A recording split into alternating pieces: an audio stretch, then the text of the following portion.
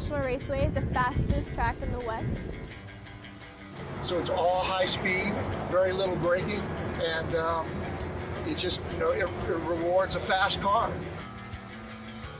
Because the average speeds are so fast, this is all a third, fourth gear, third to fifth gear track.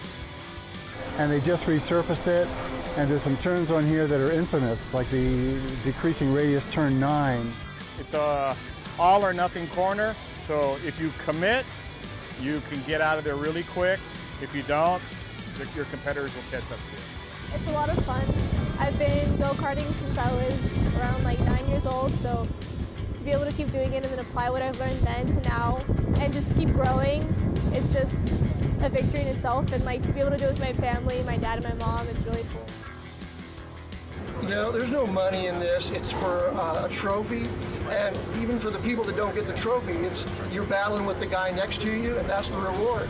Their goals are the same as yours, but everybody are great people. They're great to hang with, and they're great to race with. You trust them. There's some really cool people, all kinds of walks of life. I've actually made friends from people I've had incidents with out on the racetrack that I might not have really liked, and now they became very, very good friends over the years.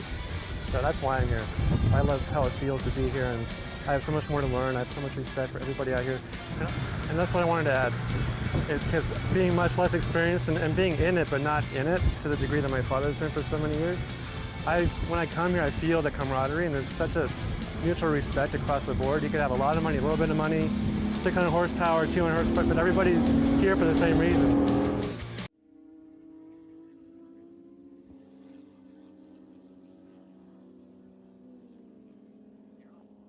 Well, yesterday was a windy day. We saw plenty of great racing action, but today the conditions just a little bit different. So I think we're going to see a little bit faster times out of some of these cars. But if you're joining us once again, thank you for joining us. This is your first time joining us. Welcome. Hi, everybody. I'm Jeremy Scott alongside John Hammer. Pleased to bring you racing action from the 70th year of Porsche Owners Club. And if you're wondering when that started, it actually started 70 years ago on Friday, May 16th of 1955. We're at the beautiful Willow Springs International Raceway in Rosamond, California, 2.5 mile circuit, opened in November 23rd of 1953. It's the oldest permanent road course in the United States, and we are so happy to bring you the first ever weekend of live coverage of the Porsche Owners Club. John, yesterday was filled to the brim with side-by-side racing action. Today, I think, is just going to be no different. Well, no doubt about it. These folks are amped up. They're having a great weekend. The weather's been perfect. The camaraderie's been great. But most importantly, the on-track action has been really good. In fact, we talked about this during the races yesterday at just how good this is. And when we say good, we're not just throwing lip service here, folks. We're talking about wheel-to-wheel stuff, serious racecraft going on. Dare I say, that final race of the day yesterday, you and I were catching our breath. Our production team talking in our ears, they were catching their breath as they're watching these monitors and watching these races. We're going to see a whole lot more of that here today. And the thing is, there were battles that we never really got to because the action in a lot of the front running classes. I've got to drink more coffee, apparently.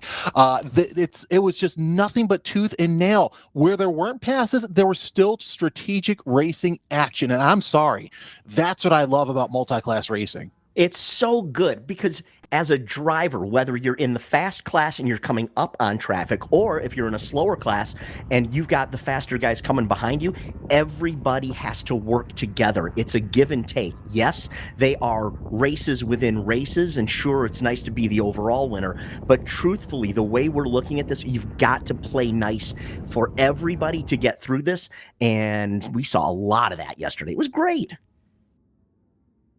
Cars on course for the red group. Of course, if you missed it yesterday, the qualifying groups are split into two groups. Now, this is going to be the first half we saw yesterday. The faster group, faster drivers, I should say, were in the first half, slower drivers in the second half. It gives drivers a chance to get out there, get enough room, and I've got to say, it works fantastically. And I wish that more series would do this, especially you, John. Yeah, well, I agree. Because what we're looking for is the fastest possible lap, right? We don't want to get in the way of each other. But at the same time, we'll be the first to admit that as drivers, we're going to look for every bit of an advantage. And if there's a car in front of me that can help punch a hole in the air and maybe give me a little bit of a tow, I'll take that and say thank you very much. Now we're on board with Eben Benade. This is one of the multiple onboard cameras that we have heading into turn number 3. And let's talk through this lap. John, you have some experience of racing here, running here, I should say, not racing per se at Willow Springs. What does it take to get a good lap through here? Well, it's about commitment. It really is. They call this place the fastest road in the West, and it is absolutely one of the fastest racetracks in the country. And you can see as they come down the hill, there's lots of elevation going on here. Many of those corners, like that one right there, right, is a blind corner. So you have to have a level of commitment. You have to know where you're going. You have to trust that you're in the right place. And you've got to give yourself here in a qualifying session enough space between you and the car in front of you, just in case somebody in front makes a mistake that you don't get caught up in it. And that's the big key right now. We're getting reports that the wind much lower than Saturday. Of course, we saw the plant's not moving around as much. I'm sure the plants are really happy about it. The corner workers are really happy about it. And really everyone there. I mean, granted, you have the mountains, but that wasn't much of a buffer as we saw the crosswind on the front straightaway. And we're going to call it the back straightaway because really 6, 7, and 8, you're still full throttle the whole way. Yeah, 100% you are. In fact, speaking of throttle, let's kind of walk through here as we watch Benade come down through turn 1. Heading downhill into turn 2, this is a nice big sweeping carousel. You'll see he doesn't go all the way out. He's letting the car drift out a little bit, very nice, and then starts to tuck it back in, decreases that radius down towards the apex, lets it drift back on out to track out, but keeping your foot in the throttle. A little bit of braking there for turn 3 as we come up the hill. That's about the biggest braking zone on Willow Springs. You can see the green building there off to the left-hand side. In an HPDE situation, we actually teach our students to aim at the building. In fact, to the B of the Budweiser is what we talk about, aim there. But racers do it a little bit differently, and you'll see that. If you've been on a track day here at Willow Springs, you'll be riding along with these in-car cameras, and you'll think to yourself, well, gee, that doesn't look like what I was taught. It's okay. They know what they're doing. It's just a little bit different than what you're looking at if you're just turning laps. Exactly. We've seen different lines by different cars, and of course, different speeds as well. We'll talk about those speeds throughout the day, but something we learned yesterday, the GT5 class, which is in this group, they apex that fast turn 9 sweeper at 100 miles an hour. So you're really screaming through there. Yeah, absolutely. And again, we talk about commitment, right? Most of the corners here are big sweeping, like a lot of big sweeping right-handers that put a big stress on that left front tire. A lot of these groups are using the same tires as yesterday, but maybe they've rotated them around. So let's say the right rear is now on the left front. They're going to try their best to get the most out of those tires and use them up. If they get them all used up at the end of the afternoon, you know what? They're fine, right? Because they can have a little time to rebuild before the next race. All right, so the times are in for the red group. Mike Monsalve, no surprise here. Fastest overall in the 992 with 20.3. Dwayne Selby, 21.6. Greg Gorski not too far off from Selby's fastest time with a 21.9. Go to your fastest GT3. Once again, it's the 70 up front with, let's see, that's a 24.1. Troster in GT2 with a 24.6. And those are your only classes on course. So we're seeing these GT3 car again. GT5 will be apexing about 115 plus the 991 Cup cars, which is the previous generation to say the least. Because you're seeing Porsche Sprint Challenge and Porsche Carrera Cup, both I should say, Carrera Cup using the 992 spec.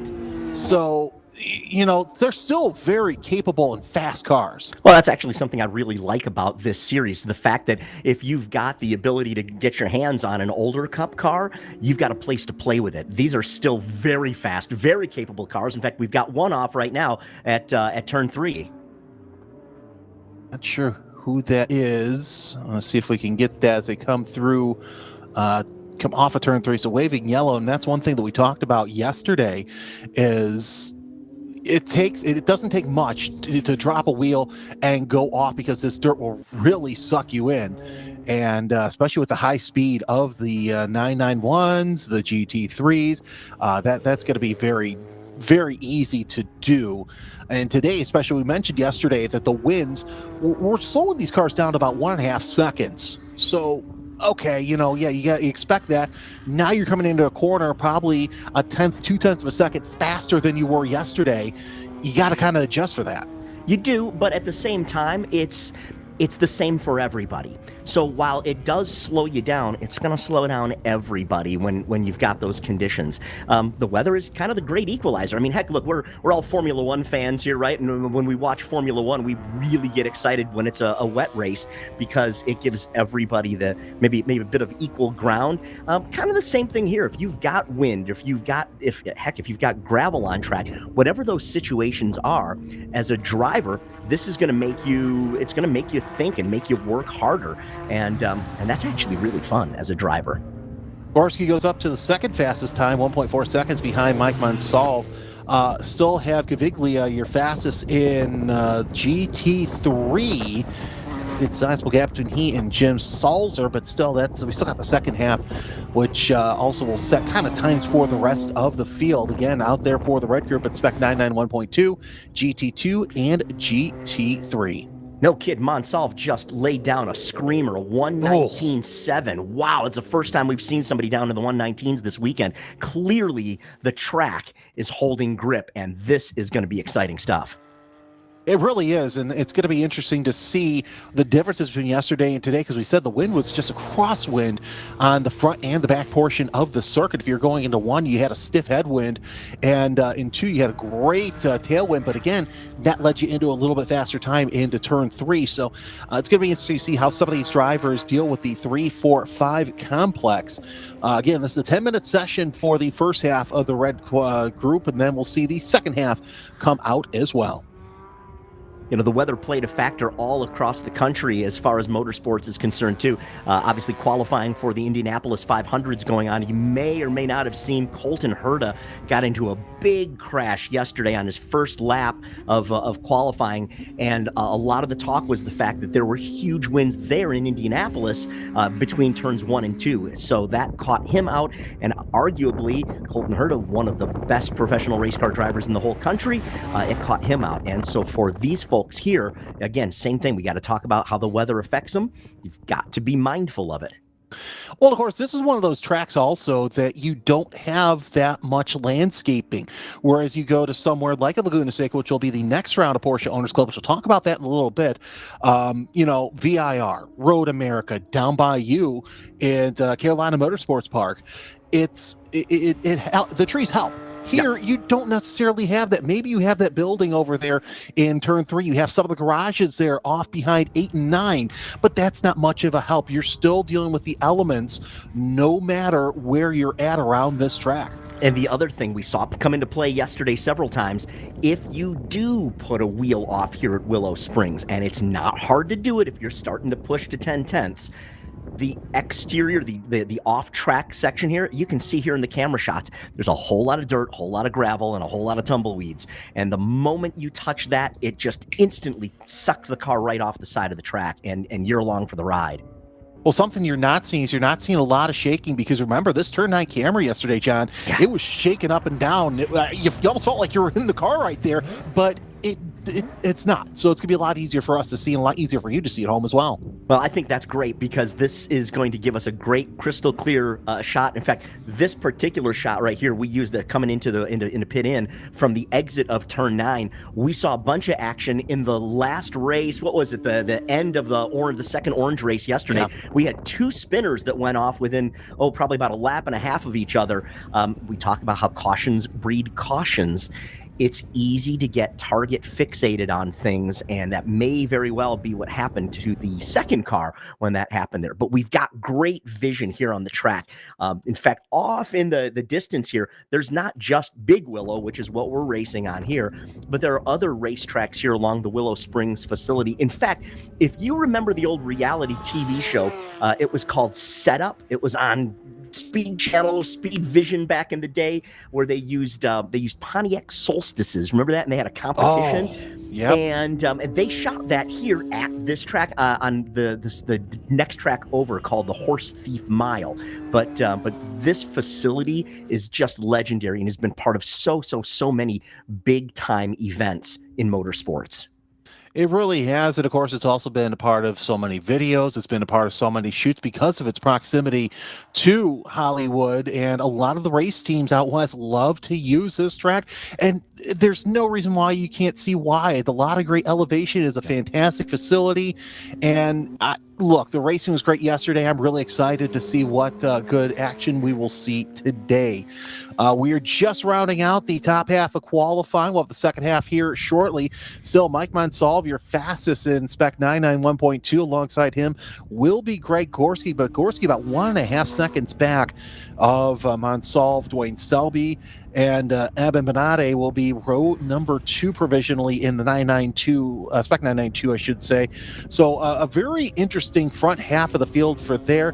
Gaviglia still will be your fastest up front in the GT wave. He's your GT3 fastest. GT2 fastest is Daryl Troster in the number 41. About 0.8 of a second separate those two. You have to go all the way back to 10th overall, and I got to do my math real quick. It's about 2.2 seconds to the next closest GT3 competitor. That's the 10 of Jim Salzer with a 24.9.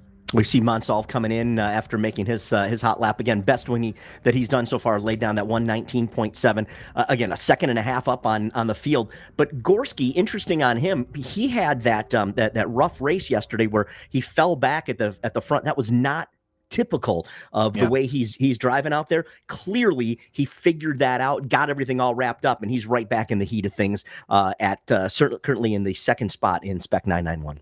Yeah, so we'll see what Gorski can do, see if he can hold tight to Monsalve there early on. We know that Monsalve took a little time getting up to speed yesterday, but able to make that lead happen as we were just moments away from the second half of qualifying here in the red race group. We've got orange qualifying immediately following this, and then we'll have just a little bit of a break. The next time you'll see these red cars on course will be at 11:40 a.m. Pacific as we see the grid getting ready for the second half of red qualifying.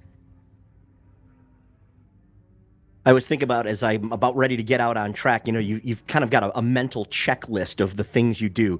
When you get in, obviously you want to make sure your belts are tight, right? Is your head and neck system in? Is your helmet buckled? Do you have your gloves on?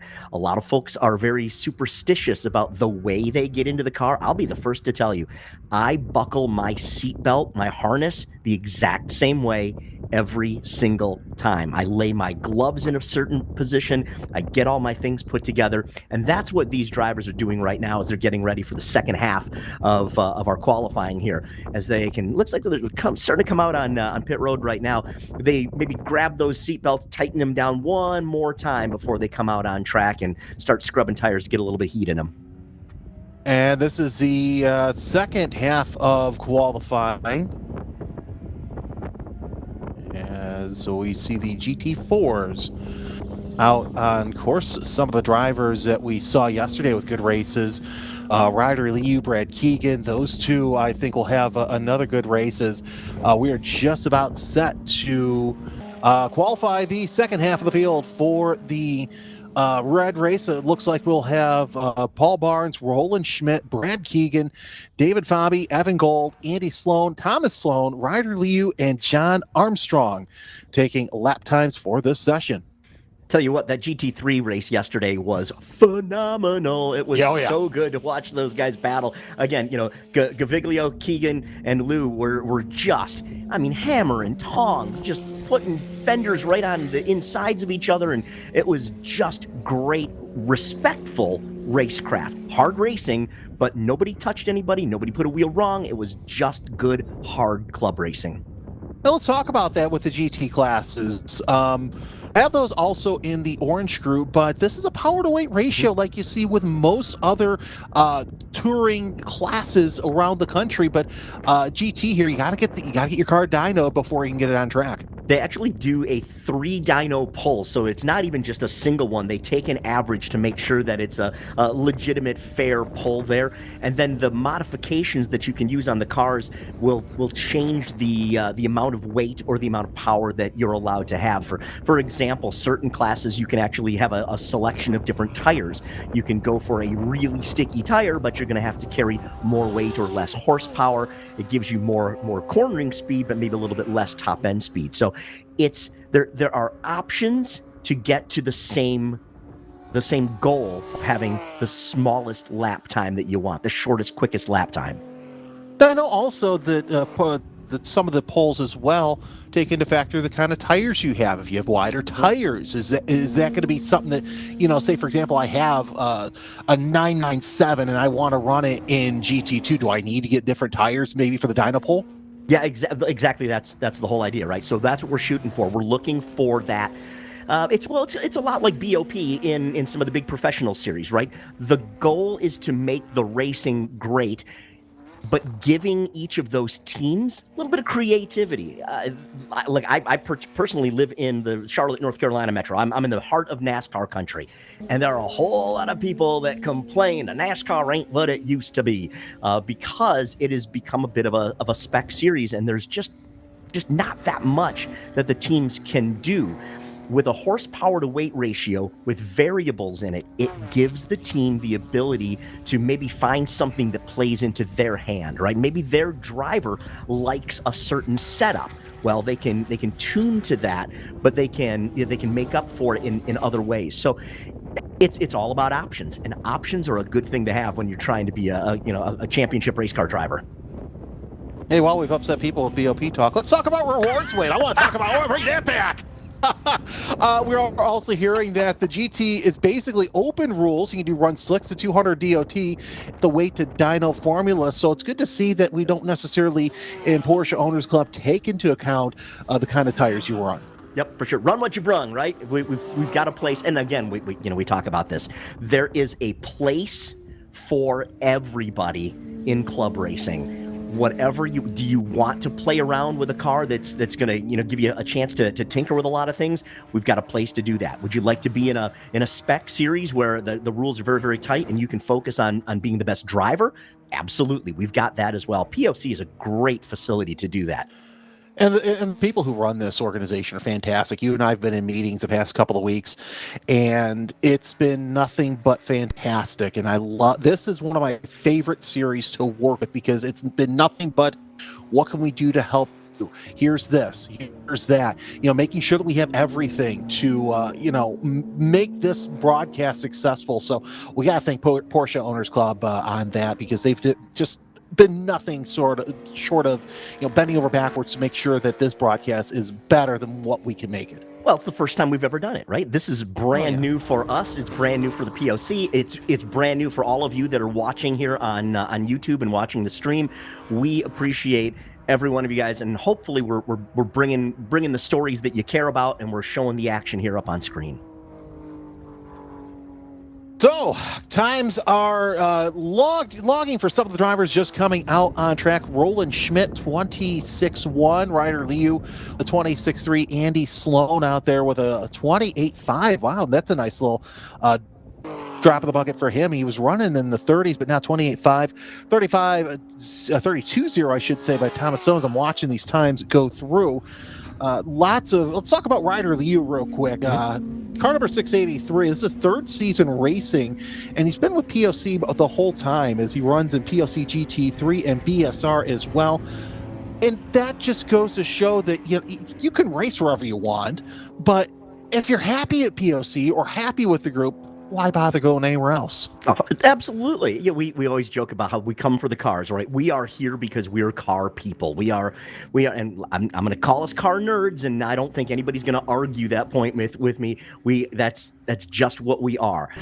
But whether you are a brand new beginner to somebody who has been doing this for 20 years, you'll find a place, you'll find a home. Looks like we've got a car spinning out of turn 5, standing yellow flag over in the area there. Yeah, they're back underway through turn number 7. It was a quick spinning go, and we're going to, with the lower winds, drivers are going to push it a little bit harder. So we'll see those happen. Of course, you're going to see that happen a lot in qualifying, as well as drivers try and get their fastest times. Nonetheless, you take a look at the talent level in POC, anywhere from your first race season all the way to drivers that we've watched in Grand Am, IMSA, SCCA Pro Racing, SRO. It doesn't matter. There's always a place for you to race here in Porsche Owners Club. I get asked that an awful lot, Jeremy. How do I get started in this? Folks will see me they'll talk, they'll see me on social media, or I'll go have my own race weekend, or I'll talk about teaching a performance driving class somewhere. How do I get started? It's really easy. Look up your local chapter of the club and go meet some people, say hello, and you can get right on in. So that's the nice thing about the club. There is a ladder system. You can come on in from literally never having done anything with a car other than drooling over it and fantasizing about it, having one on the poster on your wall as a kid. And you can come on up, learn the basics of driving on a racetrack, which, by the way, is very different than driving on a street. Completely different techniques. But those techniques is what the instructors will teach you. And those techniques are the same ones that you see our drivers here on track using. They're the same ones they're using at Indianapolis. They're the same ones Formula One is using, which, by the way, don't tell me what happened. I haven't seen the race yet today. But the idea here is that you have a place to learn and to grow, and you'll find friends here, and people won't give you grief. Nobody's going to look at you and go, well, gee, you're not fast. No, none of us were fast when we started. I would argue that I'm not fast now, and I've been doing this for 30 years. But there's a place for you, and the club will absolutely welcome you with open arms. And being around, you and I have been around different racetracks, different clubs over the years, and that's a thing. You see guys who, it doesn't matter if they're here to shake down their pro car for, the next race weekend, because we see that a lot, especially at the bigger tracks where, IMSA and SRO race, or if you come on an open trailer. At the end of the day, everyone opens up the coolers, cracks open a cold beverage, and they sit and BS and say, okay, well, my car's not doing this. Well, here, why don't you try this? Or come on, let's go take a look at your car and figure it out.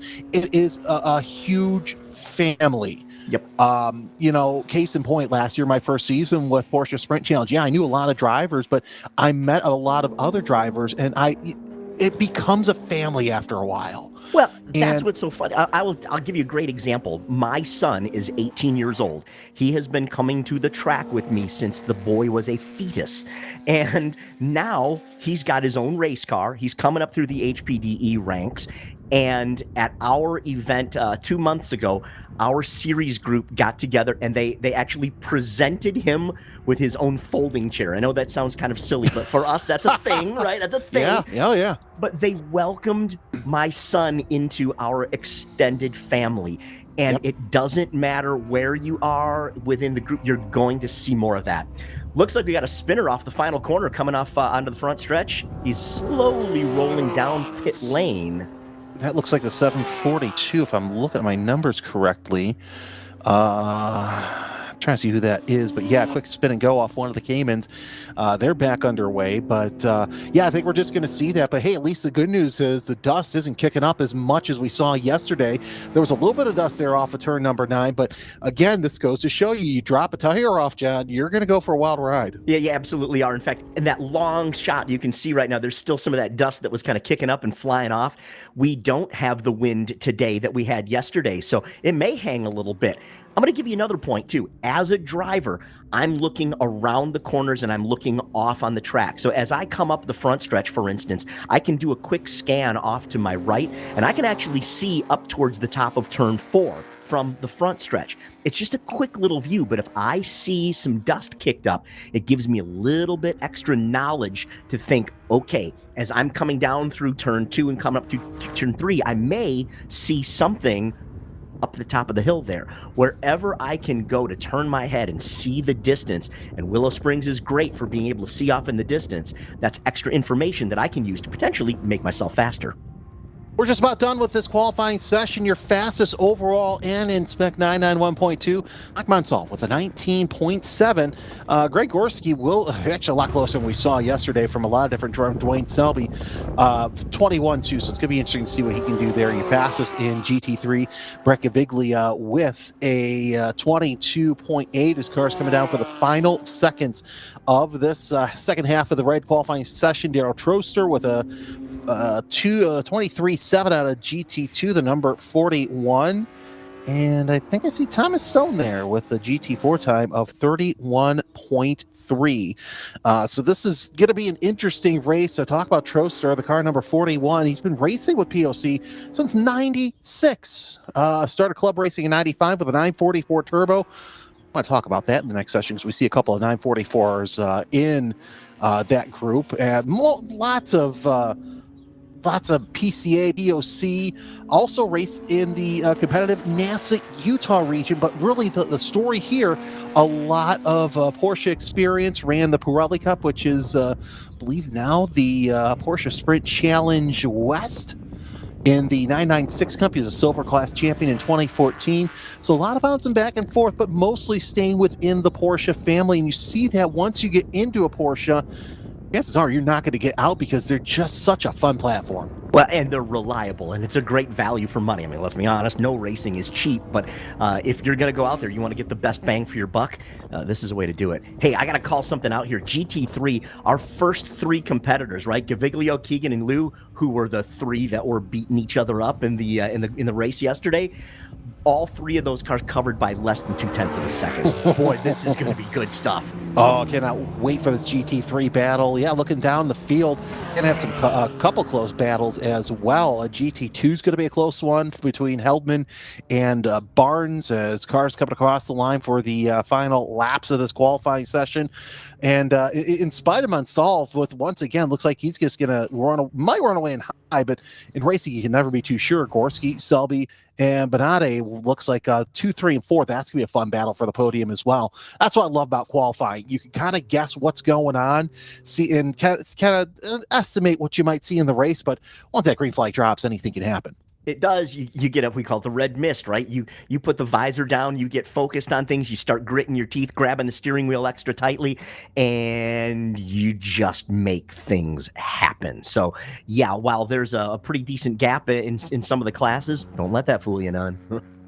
No, you definitely don't want that to fool you at all, as we see at least one car on the course right now going through turn number 5, downhill through 6, as we're just about set to let the orange cars loose here. This is one of my favorite camera shots because it just shows a commitment that you need. Even when you're not on track, John, it still shows a commitment you need to run downhill and still kind of stay in the throttle. Well, that's the point, right? Your foot is in it as you rotate on through. Now, 7 and 8, it's one thing, and then you kind of get into turn 9, and you can even see on the track map in the lower left corner there, the turn 9 is a decreasing radius. So while you're kind of accelerating even, you're hard on the throttle through 7 and 8, you've got to kind of feather it enough to kind of rotate the car and tighten it back in, but you want to get back to full throttle as much as possible or as soon as possible, so that thing is going to be able to hang on. You want to rock it down that front stretch. We always talk about the most important corner is the corner that leads onto the front straight, or the longest straightaway, and here that is the front stretch. So the sooner that you can get back to full throttle as you come through 7, 8, 9, the faster you're going to be at the end of the front stretch. So red qualifying is over for this session, and the grid being set right now for the race. Again, 11:40 a.m. Pacific is when we'll see the red cars on the course just before the lunch break. Right now, we're just moments away from letting the orange cars loose. It'll be the first half, and that's actually where the You'll see the split between the lap times for Orange Cup qualifying. So only just seconds away, and we saw some great racing there as well as those cars finally on the circuit. Big field of spec Boxsters, 2.7s as well, and hopefully we'll get some good onboard during this session as well. Talk more about the differences between the ground pounders and the momentum cars, but nonetheless, it's just nice to not have to deal with so much wind out there today. Yeah, and these cars were not as affected by the weather as the big bore cars were yesterday. We've talked about that, how the big GT cars were, a second and a half slower because of the weather. These cars didn't have that worry so much. Anders Hayner, we're riding along with him right now as he heads down towards turn 2, was at the front of the pack most of the time yesterday. Not surprising to see him probably doing the same, very similar type things at this point too, this coming race. Yeah, it's as he's going to try and get around Nigel Maidment. We're also on board with Bill Durant. He works his way into turn number 4, and yeah, between Hayner having to hold off both Walker and Maidment yesterday, that made for some good racing. Hopefully we'll see more of that today. And we saw that Walker was close enough to get by, but to not be able to make anything happen too much as the field working their way around for their qualifying session. They'll take the green flag, and we will start with the lapping. I can see inside of Durant's car. You take a look at the system, the camera in the upper right corner, looking inside at him. That little box that's kind of strapped to the dashboard there. That's his Garmin Catalyst. That's a GPS based data system that's letting him know what the car is doing. It's not just about lap times, but it'll be able to actually dissect things. So it's a nice system that's got video, it's got data, everything overlays, and it can even give you AI-generated feedback. It's an amazing piece of technology, and honestly, up until just a handful of years ago, something like that was we dreamt of stuff like that, right? Only the big professional teams had data systems, had GPS-based things. Now it's to the point where pretty much anybody doing a track day can have that level of data in their own cars. Well, and now, too, you take a look, and I believe that's his phone, too, down there that's hooked up. It's interesting because now you can have that as well on board, and your phone can pick up on telemetry, other than the shifting and the RPMs, but it still picks up on telemetry. The technology's there to where coaches don't have to ride right seat anymore. They can sit in the pits and watch you on track with some of these streams. I actually talked to one of our friends last year, running GDX, Jeff Siegel. Yep. And how he's been doing, which, by the way, it's funny. I kind of conned Jeff Siegel into doing an interview because you know how well he is in front of the camera. I walked up, I didn't have my crew hide, and I go, "Hey, Jeff, come here. Turn the camera on." But nonetheless, it's interesting to see where technology's gone in the past 5 years even. And it's so cool to see the telemetry. And I want to get back to Bill Durant real quick because he's one of those drivers where he's only raced in POC, but it's his third year, hasn't raced much, but he's been bouncing back and forth between GT4 and GT5. So it just goes to show you that you can stay in the same car and really, okay, well, I'm going to detune it, or I'm going to tune it up this next season and try and improve. But you can take the same car, change it just up just a little bit, maybe give it a little bit more, a little bit less power, and still find somebody to race with. The nice thing about that is that it's a great economical way to get even more track time, right? We've seen people do that over and over and over again, where you just make minor changes to the same car, change the decal on the side, or get a couple of magnets that can cover it up, and away you go. Things are looking pretty good so far. Hayner's out there just dropped a 130.5, but Rob Walker, who dare I say was his biggest nemesis yesterday in the races, only 0.3 behind him at a 130.8. Walker, as we mentioned, runs with Jared Thomas Racing Engineering, And they've been really proving themselves over the past couple of years to be front runners in Porsche. We saw Jared Thomas win the Porsche Sprint Challenge 992 Pro-Am title last year in dominating fashion. And he's had some fast drivers, dare I say Tony McIntosh, who right now is basically dominating anything he gets behind the wheel in. He's got fast drivers in MX5 Cup. Thomas himself as well doing quite well in Carrera Cup. So to see Rob Walker, be up near the front, to me, knowing him, it's not that surprising, but he does have a GT5 driver in between him in the terms of Bill Durant, your fastest, Aspiazoris with a 29.2. So that's a quick time in GT5 and overall. And everybody's looking good. You can see the pace looks real nice right now. Not a lot of passing going on, and that's okay. That's not the point of qualifying. It's all about setting a fast lap right now so we can get gridded up for the race later.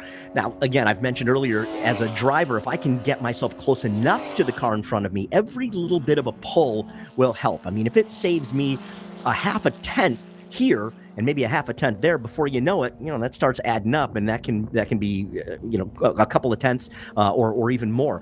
And as we were just talking about, in that last session, the top three in GT3 were covered by 0.2 of a second. So think about this: 1001. For me to say that took 1 second. We're talking about 0.2 of that time is the difference between those three drivers. So anything you can do to get an advantage, you got to go for it. Well, Maidmet on track right now, just ahead of Hayner.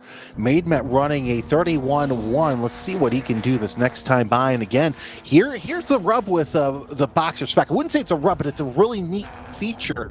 The tires that you put on for Saturday qualifying, the tires that carry you all the way over to the checker flag on Sunday.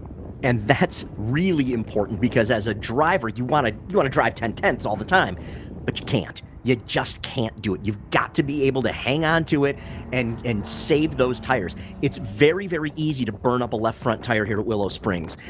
And the moment you do that, you're in big trouble. And if you rotate your tires too late, then you just take a bad left front, you're going to put it on the right rear, and then for let's say turn 3 where it's a left-hander, and you try to go back to the power, you're just going to spin that tire as you come up off the corner. So you've got to try your best to keep these tires in good shape for the whole weekend. Well, it's going to be interesting. Hayner, a lot of the front runners in Boxer Spec decided to call it a session. Rob Walker, last time high, 30.7 out of the 253, 0.4 of a second off Hayner. Now, you may think, okay, that's not that big of a margin for a spec racing series as close as that is. That is a big difference. One of the reasons we love spec racing so much, the cars are, air quote, the same. They're not, right? I mean, obviously, a better car can still be prepped better slightly, but the nice thing about, Boxster Spec is that you're not going to get outspent by somebody else. It's truly up to you. Yep, you've got a couple of options. You can make some suspension changes. You can change your alignment a little bit, but the tires are the same. The cars are essentially the same, right? We've got the same suspensions. All the things that are the nuts and bolts that are the most important parts on the cars, they're the same, so you can focus on driving it as hard as you can. The back half of this session is about ready to end here as we're on board with Bill Durant going through turn number 1. And look at all those tire marks there with drivers just dropping wheels off there in 1. You don't want to exit too wide. You want to be right there on that apex, setting ourselves up from 2. And John, I have you talk through the 3-4-5 complex again, because you can do it far better than I can. Well, I like this area right here. The braking zone, you're going to see the speed drop on the lower right corner there. Yep, gets on the brakes. Most likely a downshift coming up the corner. You can see the apex cones there. We're going to aim towards the S in springs, kind of go up to the top, and then it kind of diamond the corner down. You want to late apex it, but as soon as you can get back to full throttle, you need that as you're going down the hill. And you can really see the elevation here down through turn 5. We're going to come up through turn 6. We're going to bring the car to the inside, and then again, downhill, full throttle as you head down towards 7 and 8. It looks to me, John, the past couple of onboards we see through turn 4, you're using the corner worker as your apex reference. Yeah, I agree. And it's, the nice thing about using that as a reference is that it doesn't move. You'll see cones that are out there, and the cones that are out there are really great for like the HPDE sessions that are out there, but they're not necessarily out there for a driver. Me personally, I always look for solid things that don't move so that I can use it. Now, you mentioned the corner station. Different drivers may still use that corner station as their reference point, but what they do and where they do it in relation to it may be different, right? So, for instance, a spec, 991.2 car is going to be faster, right? It's going to carry more than, say, a Boxster spec. But the same driver can use that same area as a reference point. They just might be doing something before it or after it. But an immovable thing is a great deal. Now here, I'll give you one. There's a track on the West Coast here, or on the East Coast here, that we run called Roebling Road Raceway outside of Savannah, Georgia. Oh.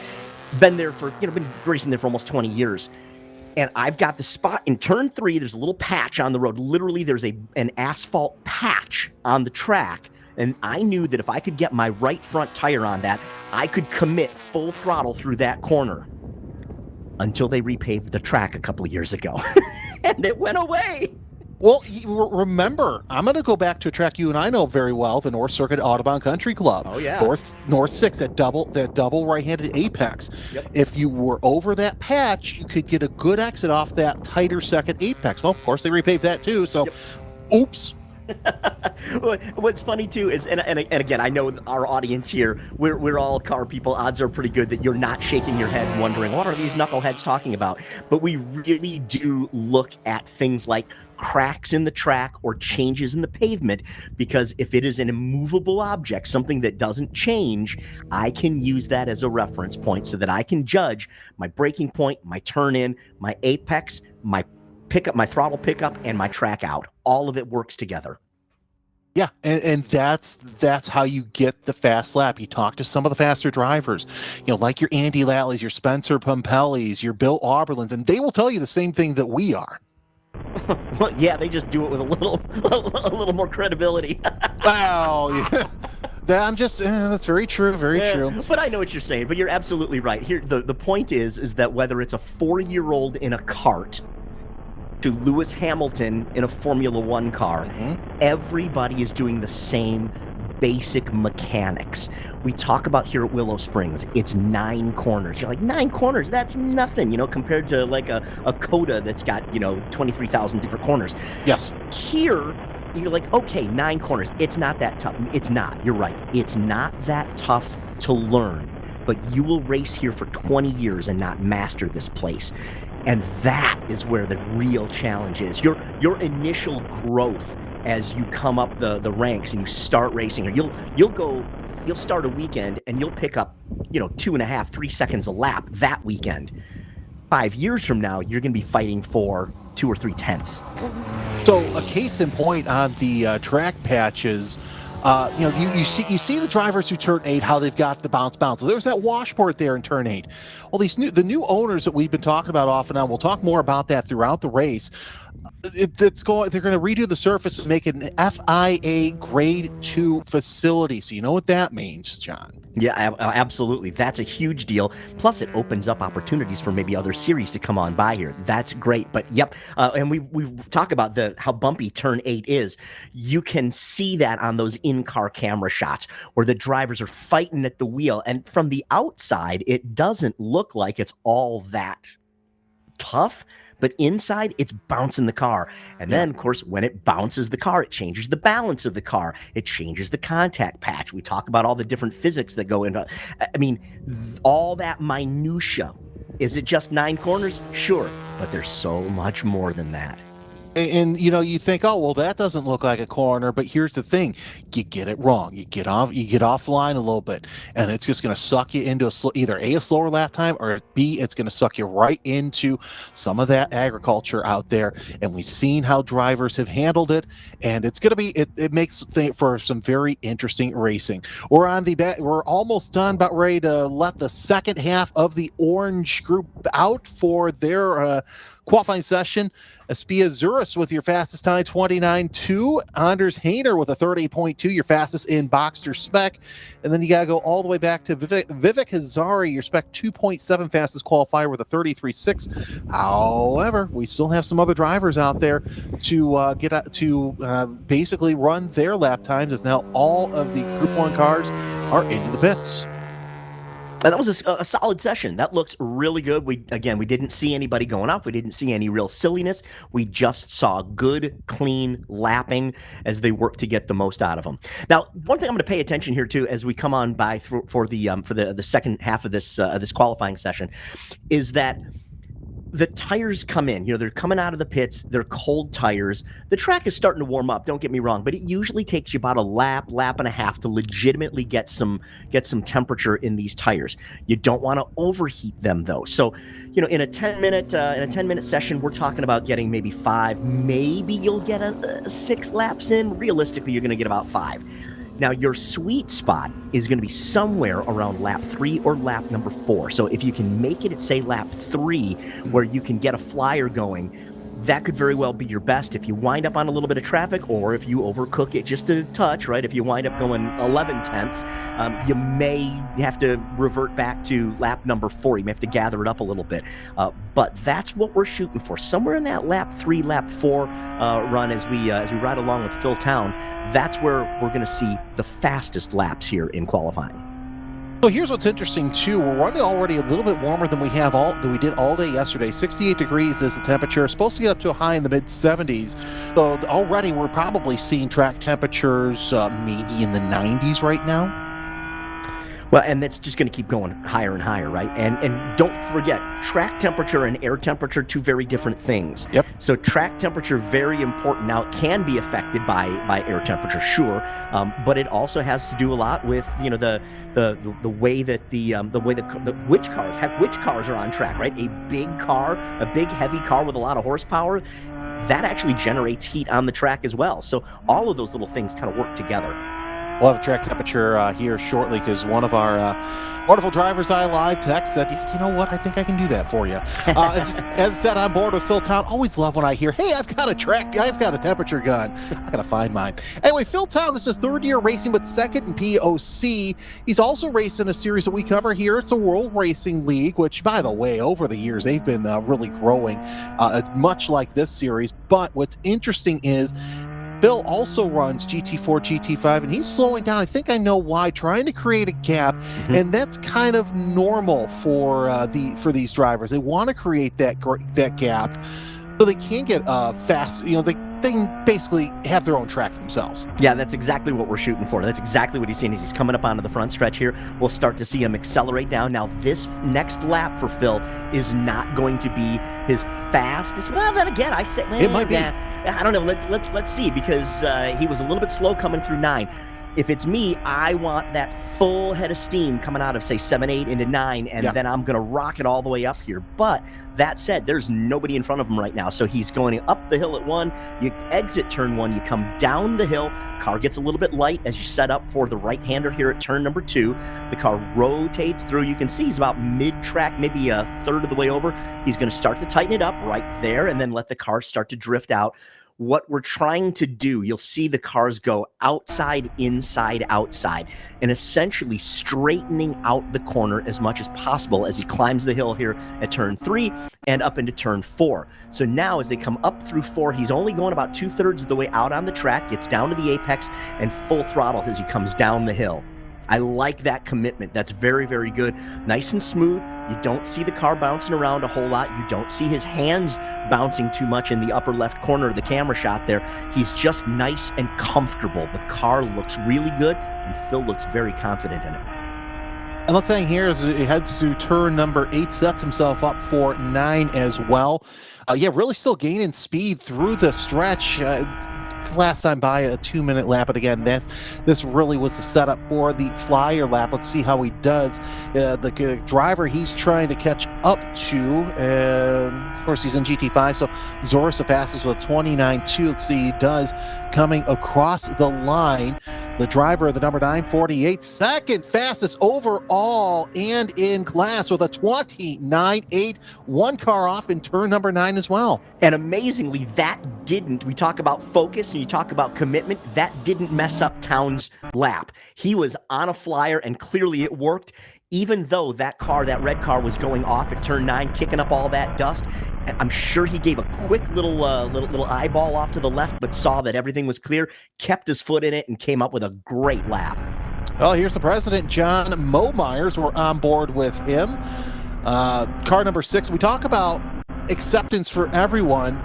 John Momeyer's really been the precipice behind the POC Sim Racing League. Of course, they run Monday nights. You can catch that on GSRC, but again, there's something for everybody here at POC, whether or not you have a car. But he has been. This is the first season for him, and really the Spec 2.7 series. Before that, ran Boxster Spec from 2015 to 2024, and then the 944 Spec from 2005 to 2014.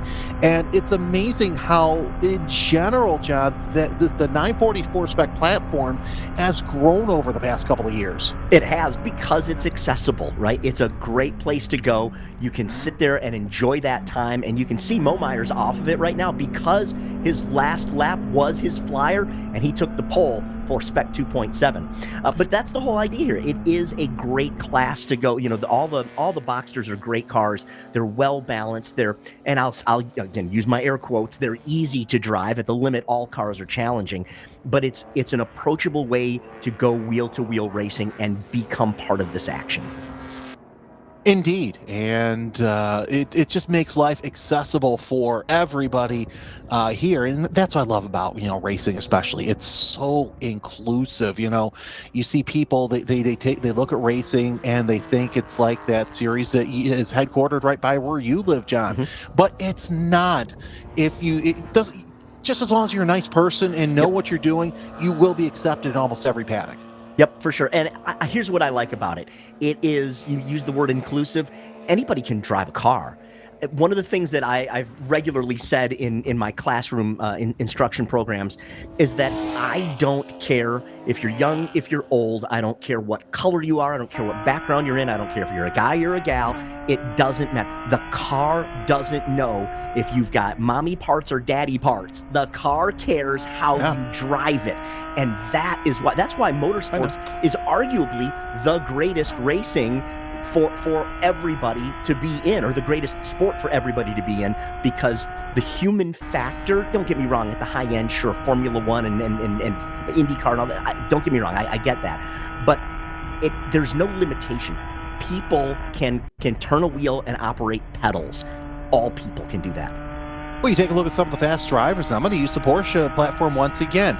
You have Sabra Cook, Ashley Freiberg, who was a race winner in Porsche Sprint Challenge last season. Therese Laloux, who is a West Coast favorite.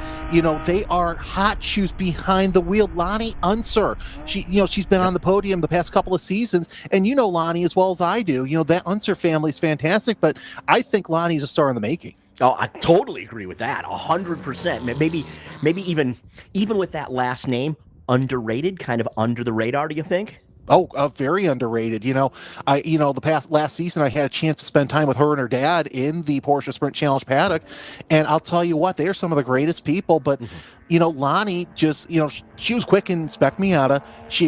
I took last season, I thought, okay, she's going to learn the Cayman format. She had a great teachers in Kelly Moss, one of her driver coaches. He's a quick shoe. You've heard of him, Andrew Davis, able to take that car, and now she's consistently fighting for podiums. I'm waiting for the day for her to get that first Cayman Sprint Challenge win. GT7 looking strong. Mike Porteous up to the top with a 137.072. And Phil Town now fastest in GT5, a 128.872, about 4/10 quicker than Zoris.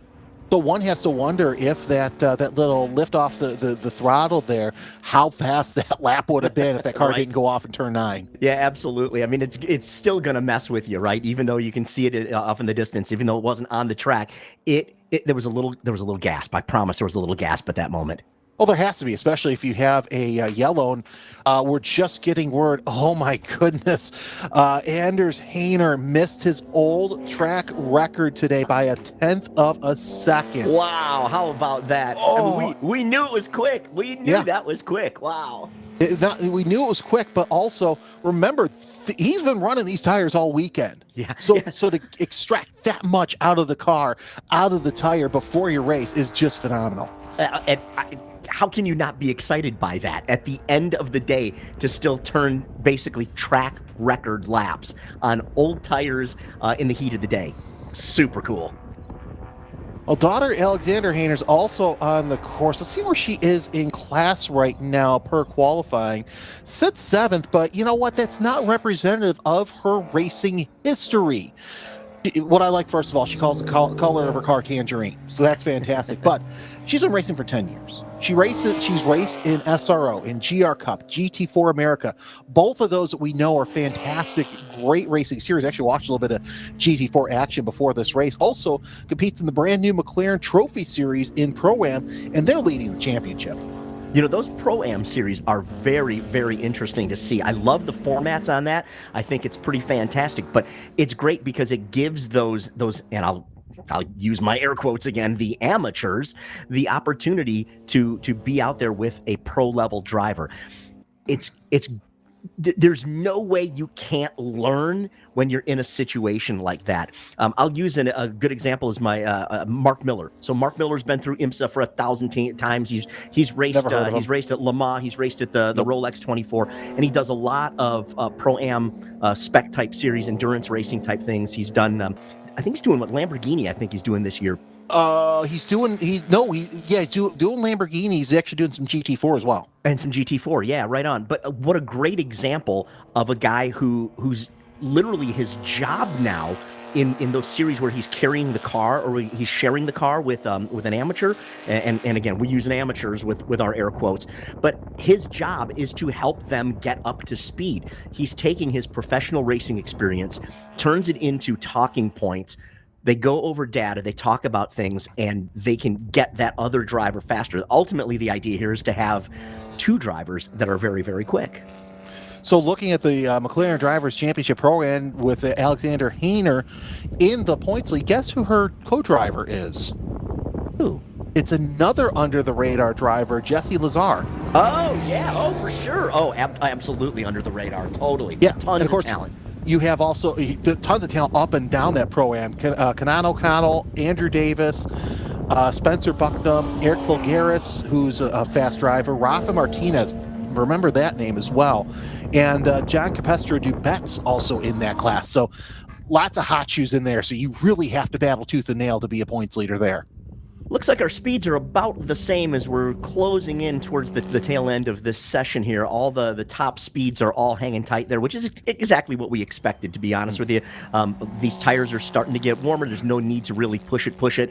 Everybody will save their tires for the race later this afternoon.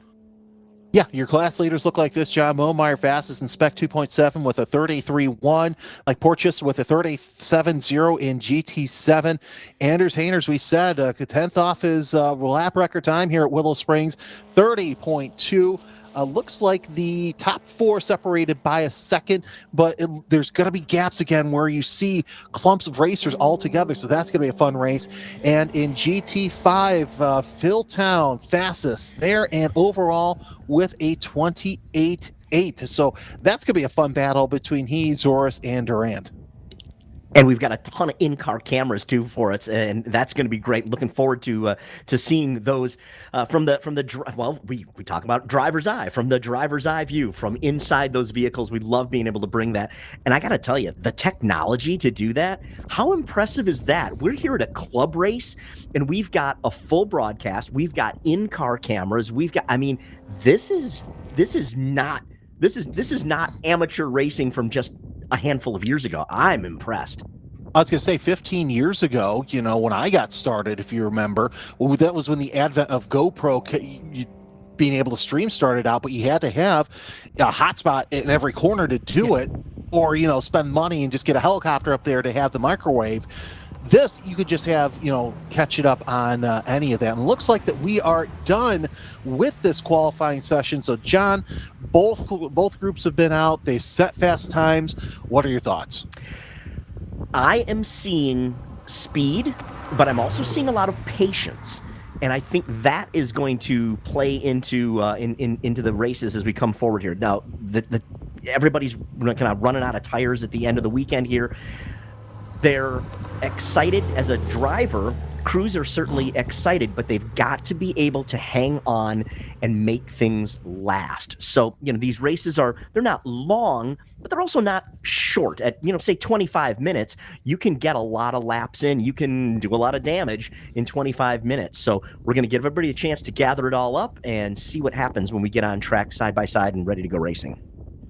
Well, as you see on the screen, the next session that we'll have on course will be the Red Cup Racing at 11:40 a.m. Pacific. For everybody at DriversEye Live and Porsche Owners Club, as well as John Hammer, my name is Jeremy Scott. Thanks for joining us, and we will see you back here in just over an hour.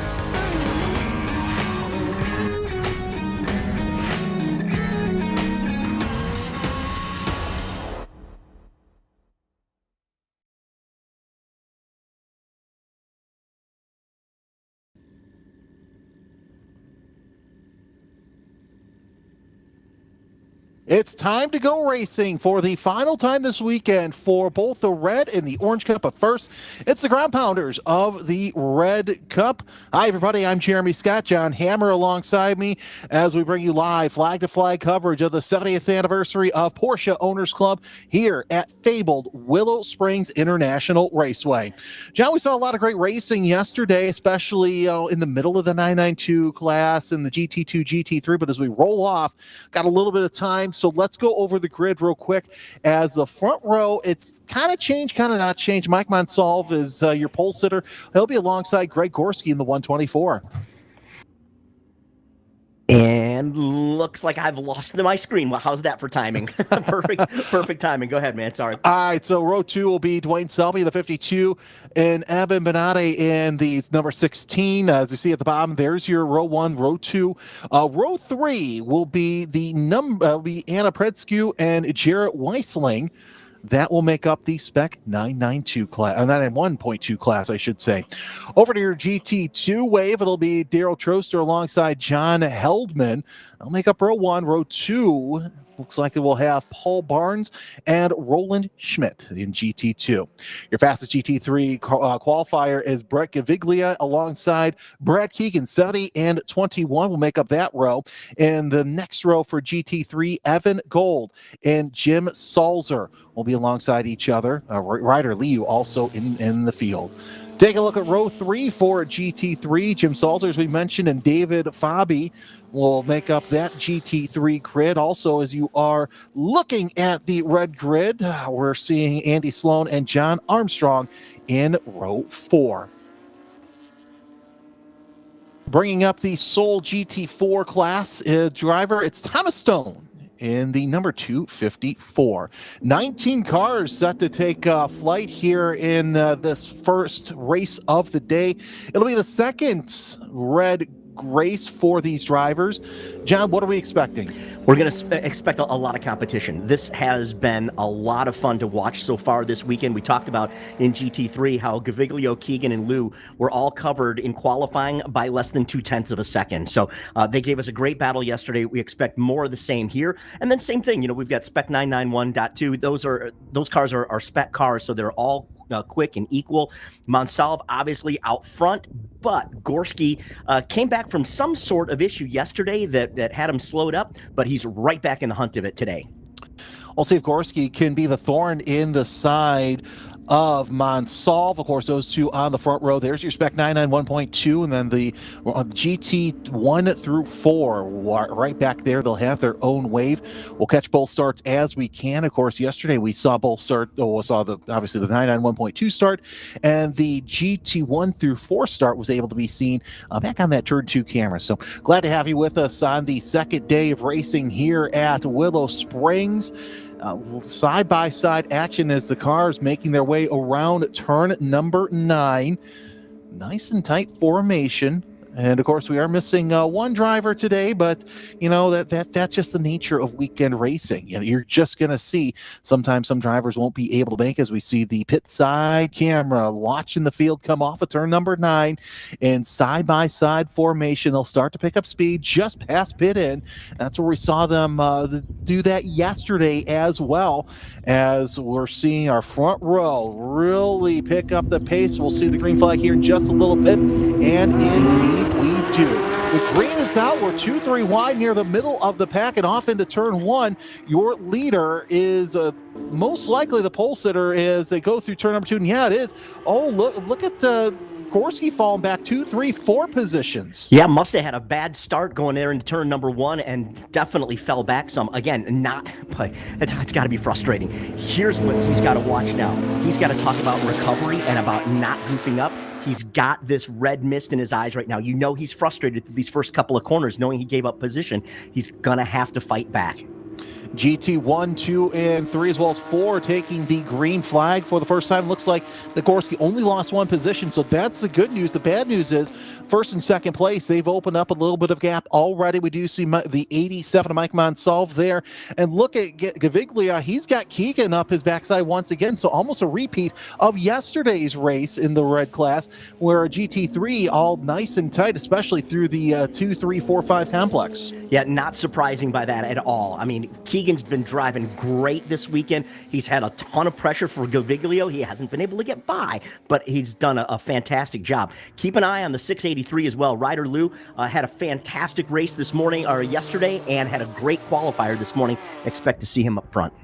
Of course, another driver watching GT3 is Evan Gold. He's back on that fourth place, but still side by side for second place. And there's Lou trying to get there, but he's not able to make that pass happen on the outside of turn number 8. Thinks better of it. And of course, that also gives Gold a chance to catch up. So this battle for second place now 2, 3, and 4. But I've got to say this, Gaviglio starting to open up just a little bit. Yeah, while they're battling in the back there, he's coming up the front stretch with a full head of steam. He doesn't have to worry about anybody fighting him right now. He's got quite a few car lengths of clarity. That's a good thing as he comes down towards turn 1. To the inside is Lou, as they're going to go side by side through turn number 1 as Keegan shuts the front door on him. And yeah, once again, Gold, he's really reeling in. He's got that nose looking to get that third place, but not going to make anything happen as Lou's going to, I take that back. Gold's going to get a nose in there. Yep, watching Gold, he's tucked to the inside there. That was a beautiful move. Really, really aggressive. We're on board with Abin Minade as he is right now practically all by himself, still in the 5th place. So right behind him, not too far away, is Westling in the 722. You kind of can see him off the back of the rear camera. A little bit of a glare, though, in the upper right hand of your screen, but right ahead of him is the battle for 3rd in Spec 991.2 with Greg Gorski in 3rd and Pradescu in 4th place. I like this view as we're coming up the front stretch right here. You can see the dust getting kicked up here, heading down towards turn 1. A little bit there. Probably not affecting any grip on the cars at this point, but if you're a driver and you're looking off in the distance, and that is your job, is to look off in the distance, when you see some dust kicked up, it just catches your attention, and it might just make you turn your head just a little bit, just a quick brief moment. I don't want to call it a lapse of focus, but you may catch yourself seeing that or looking that way, and that might get you distracted. And there's first place Monsalve. Selby a little bit of a distance, but Greg Gorski trying to hold off Pradescu, who, look, she's a racer in and of herself. She's been through karting. She's been through all sorts of different series as well to get to where she's at right now. So this is no surprise that she's able to keep up with the driver who's been all around the world. Monsalve just knocked down a 120.9. I mean, that's almost qualifying speeds here in the race. Yeah, no, it really is. So he's able to open up just that much of a gap. But nonetheless, this is just a fantastic battle. But talking about Monsalve, he's also raced across the country in different series. He's a multi-time champion. In fact, he's the defending 991.2 spec champion, won the GT1 championship in 2023, GT2 in 2022. So it's almost like almost every championship he's won, he's gone up with the exception of GT2, a multi-time champion there from 18 all the way over to 22. I'm keeping an eye on the GT3 battle right now. Brad Keegan in 2nd place. He just turned the fastest lap of the race in GT3, so he's closing the gap on Gaviglio. Now, that said, he's a little bit of a ways back, but let's see. He's running faster lap times. Does he have time to close it up and make something happen? Well, 15 laps, it seems like a lot, but really when you're racing, 2.5 miles in quick laps of, like 23, 24 seconds, it really isn't. Now, here's what's interesting as well. You take a look at Gorski. While he's still sitting in 2nd place, he's running about as quick, if not a little bit faster lap times than Dwayne Selby. So we'll watch that battle. Oh, look at that battle. Yeah, you mentioned GT3, and that's really closed up as well, John, as Gaviglio. He's got less than a second between he and Keegan as Gold and Fabi have fallen back. And where's Liu? Looks like he's pulled into the pits early. Yeah, watch this battle as they come up through 3 and 4, coming up to the top of the hill. Keegan looking to the inside. Gaviglio doing his best to make that car as wide as possible. But boy, that is an equal race. Wow. You talk about Stone's Pass, that would have been one of them if Keegan would have been able to get the job done, but still 1 to 2 car lengths separate the battle for GT3. Sitting back as an interested spectator is Evan Gold in the 370, but 70 and 21, 1 and 2 in GT3 making their way out of 7, heading into turn number 8. Interesting to see that Gaviglio's been able to stretch things out a little bit. So now what we're starting to see is where one car maybe has a little bit of a a little more of a opportunity, if you will, in certain places, right? So some cars are trimmed out. Maybe they're going to have a little more top speed. Some cars maybe a little bit better through the corners. It really depends on how the car's been, really, let's be honest, how the car's been treated all weekend long. So far, looking pretty good. Gaviglio was able to stretch it out a little bit. Keegan had his battle, but now he's 2 car lengths back. Well, we are hearing the difference between the two cars. Keegan looks like he's about 800 pounds lighter than Gaviglio. So there are certain points of the track, like right here, where Keegan is able to really close in through turn number 2. And he's going to look to the outside. Gaviglio is going to let him have that area because we know that turn 3, he's able to get alongside him through there. But let's see what he does through turn number 4 as they are neck and neck through 4. This time, Keegan able to get a better run, but Gaviglio, he's just so good coming into turn number 5. Really interesting to see the differences between those two cars. We talk about horsepower to weight ratio, right? The lighter car has to have less power, more weight, and you can have more power. So really interesting to see how these two vehicles are working there. But yeah, to your point, about somewhere in the range of 350-ish pounds between them, but really, really strong to see that. Lightweight is great in the corners, but we like horsepower on the straights. Actually, it's going to be about 400 pounds regardless. That 400 pounds, that really does make the difference. Watching this battle here, it looks like it is the battle between Troster, Heldman, and Barnes, with Troster being the locomotive in the number 41. Ooh, a little bit of dust kicked up there, and we mentioned that could be a little bit of an issue. But nonetheless, this is nice and tight. This is the GT2 battle, as you see Troster taking a little bit of a high line through turn number 4. But, John, this is fantastic, and it showcases, once again, driver talent, in spite of it being a power-to-weight ratio class, that, you might have close power-to-weight ratio, but you're still going to have to deal on driver talent. Well, and it's driver talent, but you can tune the car to the way you like it, right? So if you are a driver that likes better handling, then you can set the car up for that. If you're a driver that's, you got a real heavy right foot, okay, we can tune the car for that as well.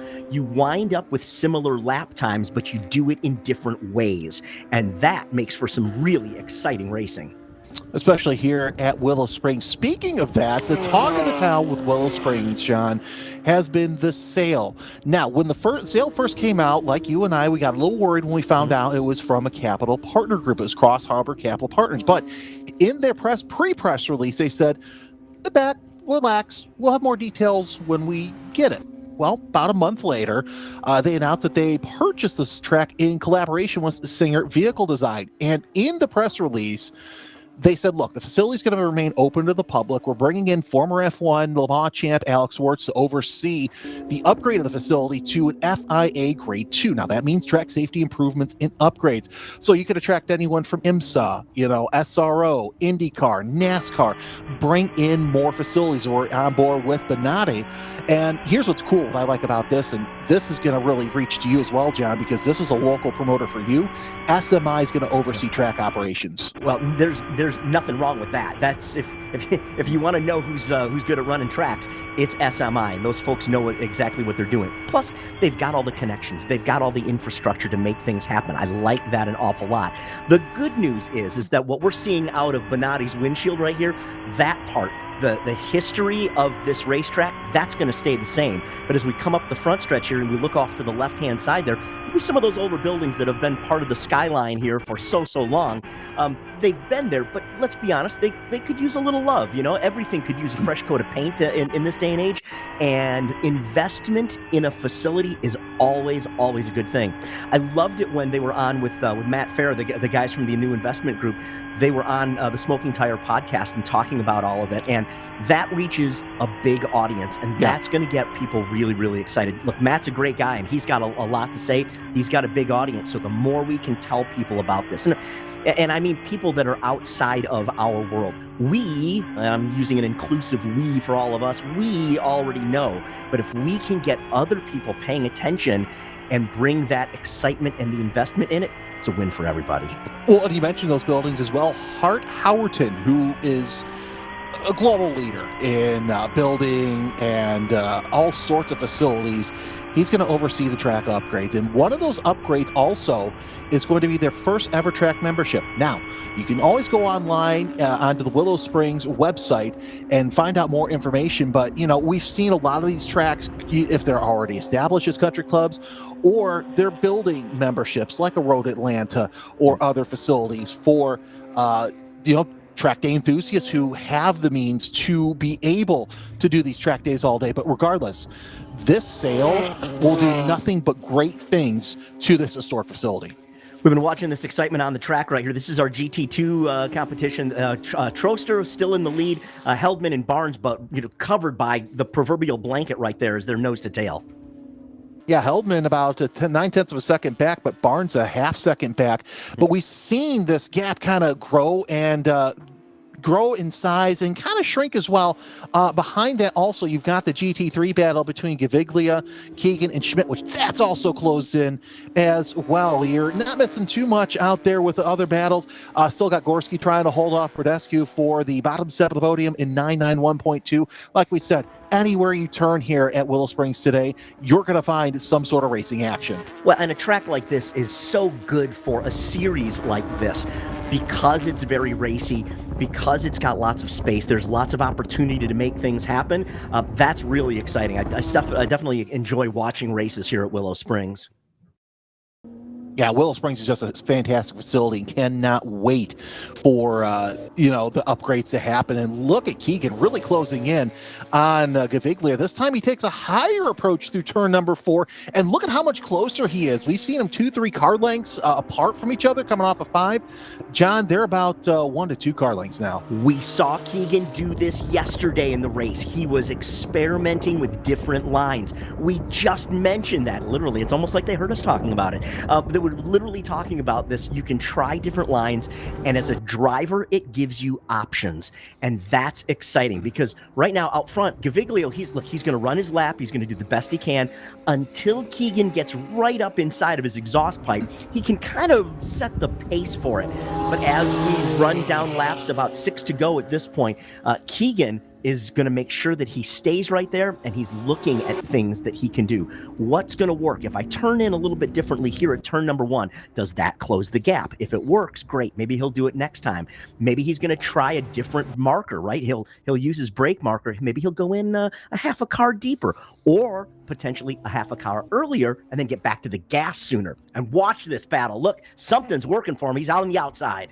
Yeah, let's see what happens through turn 3. It's there side by side for the lead in turn number 2. Heading towards turn number 3. Does Gaviglia have enough to keep? Yeah, he does. Wow. As the 21 of Keegan gets a wheel off the course and once again tries that lower line through turn number 4, but he's going to lose so much time. And by the way, John, nothing surprises me because in my early days as a young announcer, I actually had a driver come up to me and say, yeah, I turn you on when I'm on the track to listen to you on the PA so I know where everybody else is. That's pretty outstanding. That was really exciting. You could see him dipping that wheel off, and he's using every bit of track to make sure that he's going to close that gap. But to your point, these cars are so equal. Even with the different weights, the lap times are so similar. And Keegan, by the way, still turning faster laps, but he's not able to close the gap and get around. I know it's a cliche in motorsports, but it's one thing to run him down, but it's another thing to catch him, to pass him. It's tough. It legitimately is tough. And that's a good point too. Is Keegan's car doesn't have ABS, so he's doing this by he's a Jedi Knight with the brake pedal. Well, darn it, Keegan paid for the whole track, so he's going to use the whole track. As he's going to go back to the outside once again, he's got the nose out in front of Gaviglia. Let's see if he can keep that out front because Gaviglia is just so quick, and yes, he's going to shut the door on him. So GT3 lead for the time being goes to Keegan. Does he keep it through turn number 3? Yes, so far, but he slides up and sets himself up for turn number 4, and for the first time this weekend, we've seen a new leader in GT3. Fantastic stuff. You could see him working. He went in really deep. He's trying a different line through 3 and 4. Gaviglio and Keegan were absolutely doing different things. And look at this. It's already starting to stretch out. Wow. We know that Keegan was turning faster laps, and now it's definitely paying dividends for him. We're watching a couple of Cabins. I believe that's Fabi and Sloan right there. We'll confirm that, though, as this battle working its way around turn number 7. Actually, that's going to be, could be the Troster, Heldman, Barnes battles. They come down. It looks like, yeah, that is indeed that around the circuit. Oh, look at that dive to the inside through turn number 8, John. And it worked, too. Look at that. Tucked right to the inside. I think, is that Monsalve coming through? That's Monsalve coming through. That is. Wow, that is a great move. And there you go. We talk about multi-class racing and how important it is to be able to read the room, right? Who's quicker where, and how can I take advantage of it? And he absolutely made that happen. The cool thing is that he didn't have to, the other cars didn't mess with him, and he didn't mess with them. They still had their race as he rolled through turn 8 at 135 miles an hour. Well, we do know now that the cars have come across the line. That's actually the Fabi Sloan battle, Andy Sloan that is, for 4th place in GT3. So 2 Caymans working their way around the circuit right now. And yeah, Monsalve, that was a Stones move going into turn number 8 if I've ever seen one. I love that. It's just so exciting to see it. And again, I'm thinking from a driver's standpoint as I'm watching him. I'm thinking in my brain, so he's in the car, he's seeing this happen in front of him, and he's got to get through as quickly as he possibly can because he's got to stay ahead of his race as well. This bottom step of the podium race for 991.2 between Greg Gorski in the 124 and Anna Pradescu in the 100. Really looking pretty good. So against 2 drivers who have been doing nothing but racing over the past several years. Gorski in Radicals and GT cars, Pradescu in Porsches and karts. Both of them have raced against a whole bunch of other competitors, but I've got to say this. They may not know each other on track all the time, but they know each other's styles. I love karting as a way to get started. It's such a pure way to race. And we've seen for years, right? We've seen for years how many great people come up through karting, and no matter where you go in this country, at any given kart track, you'll see some of the absolute best racing, and dare I say, more importantly, the best race craft as they work to swap positions and make things happen on track. When a karter makes that graduation up into full-size cars, they are so far ahead of people who did not kart. And dare I say this too, I still say that 206 racing, probably some of the best racing out there in karts, as still watching this battle for position.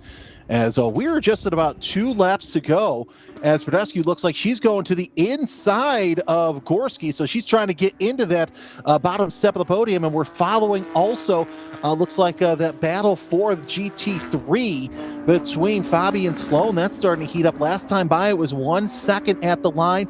This time, John, I would say it's a little bit closer as they go into turn number 8. No doubt about it, and this is really heating up. We've only got a couple of laps left on there, so if you're going to make something happen, you're running out of time, and these drivers know it. Absolutely. 1 lap to go as the Selby Gorski and Pradescu battle really heating up, and this battle really mixing up between the 2 classes as we see across the line, Gold and Fabi really making hay, but right now Gorski and Pradescu now 1/10 of a second separate them. Gorski in the white, kind of red accent, Pradescu in the blue bonnet racing paint scheme, I should say. Working the final lap now, so that means that Monsalve's come through, and yeah, on that final lap, as we come through, again, taking a look at that, and I love this long shot. This really gives you an opportunity to see these cars as they work side by side as they come on through. Well, Keegan right now still holding steady in GT3 as he goes around turn number 8. Looks like, yeah, Gaviglia still holding that second spot as they go around some lap traffic, so they will come down and take the white flag. Last time by, we saw these two kind of battle, and then Liu almost had a shot there at Gaviglia, but nonetheless, this is pretty close as we look on board with Benatti. Benatti right now sitting in 5th place in 991.2. And coming up over the corner, I love watching these in-car cameras where you can see him really working the car, and you carry it all the way out to the outside edge. You swing the car back in nice and gently. You just kiss the apex and squeeze back on the power. Troster, Hellman, and Barnes still battling for that podium on GT2 to see who's going to be where. The 41 with that red front and accents, and Hellman trying to close in. He'll take the white flag. Actually, he will take the checker flag as Monsalve crosses it. Now we wait for this GT2 battle. Who's going to get on top? It looks like so far it's too little, too late for anybody to make anything happen. But turn 9, John, way too fast to see if you want to make a move, and I think they're going to hold stern. But this battle for second, it is heating up, coming off of turn number 9. Again, Hellman trying to hold off Barnes, but might be too little, too late, and indeed it will be.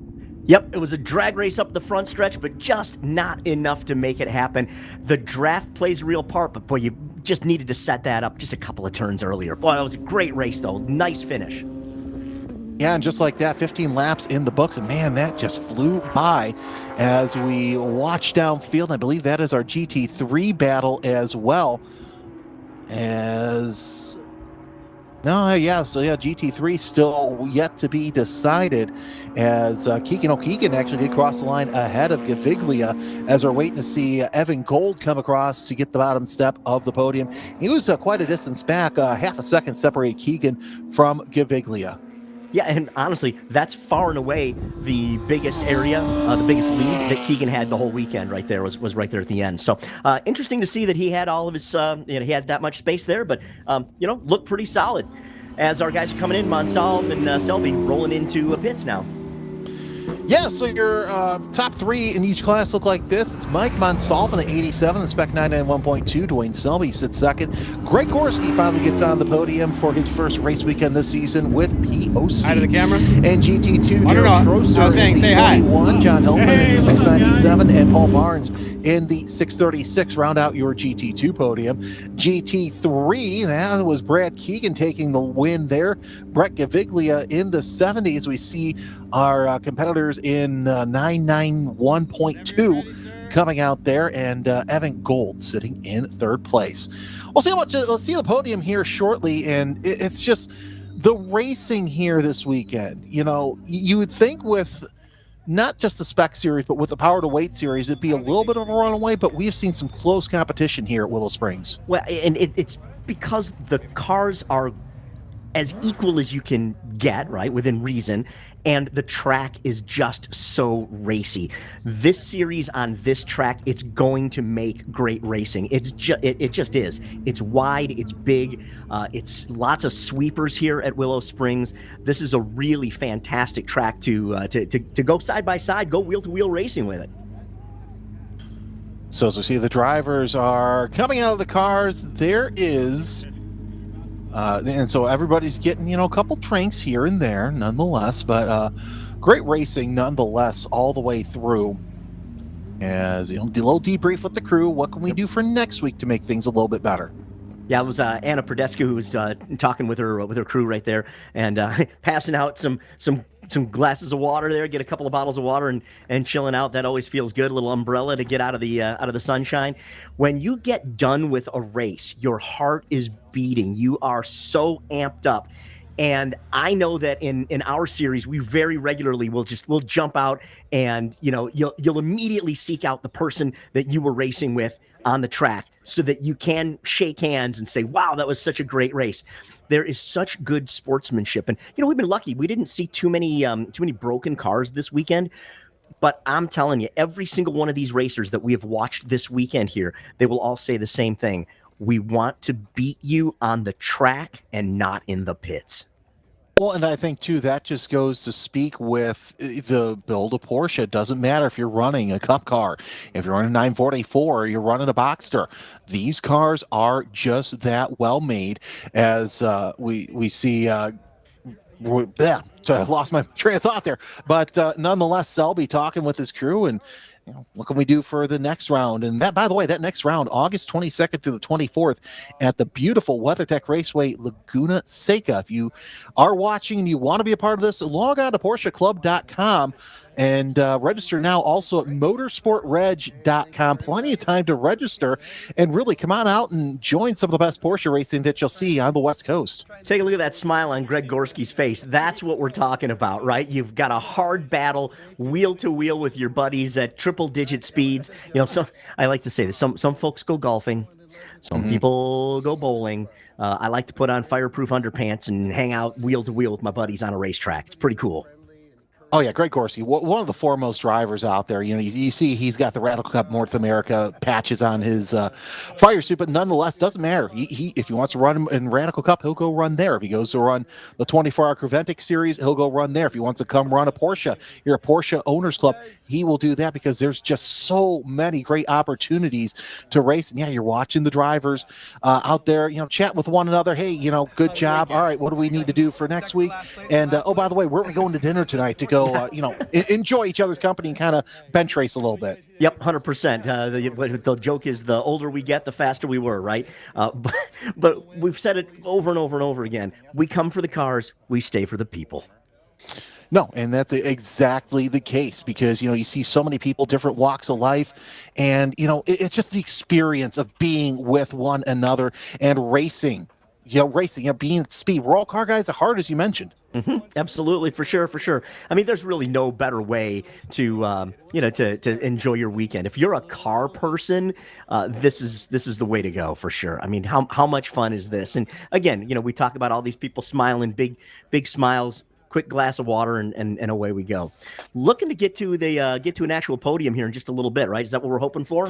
Yeah, that's what we're hoping for. So we'll get the podium underway here shortly. We've heard it's about 5 minutes. So let's talk a little bit more about this Willow Springs sale. Really got to touch on it a little bit, but want to touch more on it. Now, when we talk about FIA Grade 2, yes, the layout's going to stay the same. I don't see them doing like they do with F1 tracks and making it Herman Tilke. I can imagine that somebody with the pedigree of Alex Wirtz is going to just improve the facility. So put in a couple extra rumble strips. There may be some more walls out there, but in proper runoff areas. We'll see, tire walls, Tech Pro walls, stuff like that.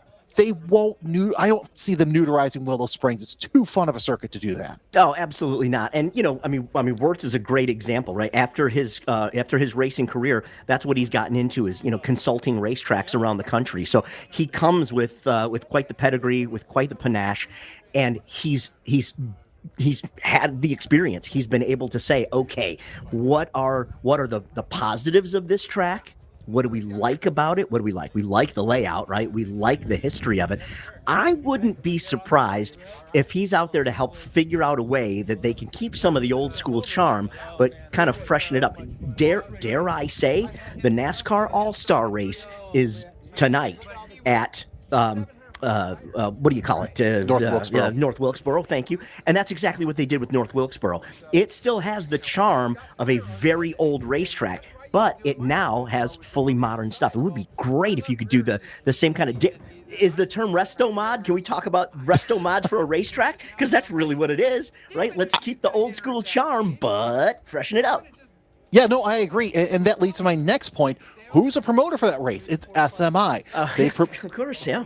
They've promoted that race. They promoted, all the NASCAR Busch Clash races. We had the promotion over there at the Coliseum not too far away in Los Angeles. You have the promotion at Bowman Gray. Yeah. So they know how to take historic facilities and turn them into modern racing meccas. So this is going to be absolutely fantastic once they get this done. And like I said, at first I thought, oh no, a Capital Group, took it. Oh, just wait. And it's like, you hear that, you're like, okay, what are you going to do? Well, now you're bringing in a vehicle company and Singer Vehicle Design. Okay, so you guys really do mean that we are going to make this a better facility for everybody. Yep, 100%. There's no negative in this. You bring money into it, you get more eyeballs on it. That's good for all of us. It's good for all of the sport, all of it. And of course, Porsche Owners Club will return December 13th through the 14th at Willow Springs for their final race of the season. I don't know what improvements we'll see, but yeah, a repave, I think, is going to make things just a little bit faster. I think we see repaves at facilities.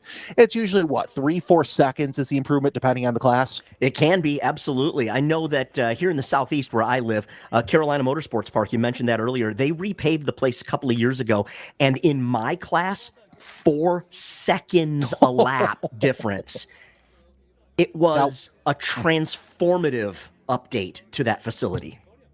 Yeah, and the fast facility is only just going to get faster throughout the whole process, nonetheless.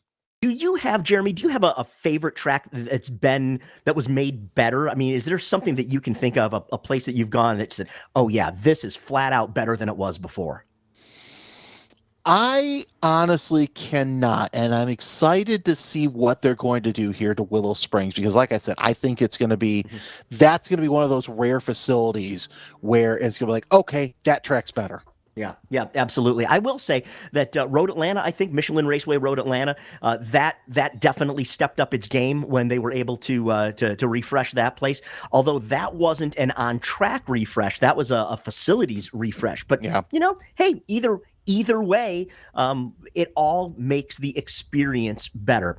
And honestly, I think it would be, it's great for fans. I know that, like Porsche Owners Club, for instance, this isn't a big spectator event. I mean, we've got friends and family and crew that are there with us over the course of the weekend.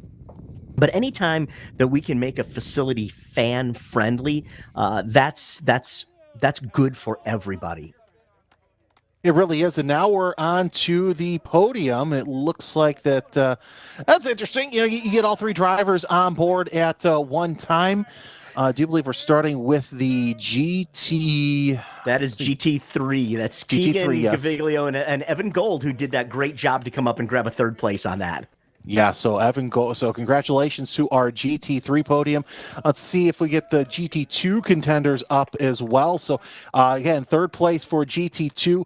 Paul Barnes in the 630. Actually, no, this is going to be 991.2 spec. So Mike Monsalve once again on the top step of the podium. Looks like a little bit of a swap there. So it was Greg Gorski and showing second place on our time. Dwayne Selby actually second place, and Greg Gorski sitting in third. So great recovery drive from Gorski. Yeah, absolutely. And, we talked about him a lot over the weekend where he'd run to the front and then he'd fall back. And then he did it again today. Started off great, fell to the back, but then worked his way right back on up. A great example of never give up.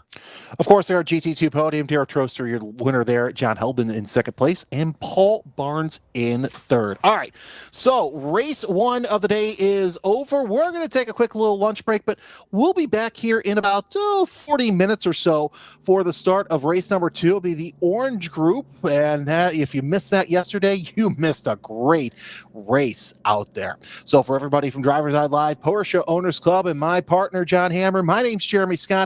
We'll see you here in about 40 minutes.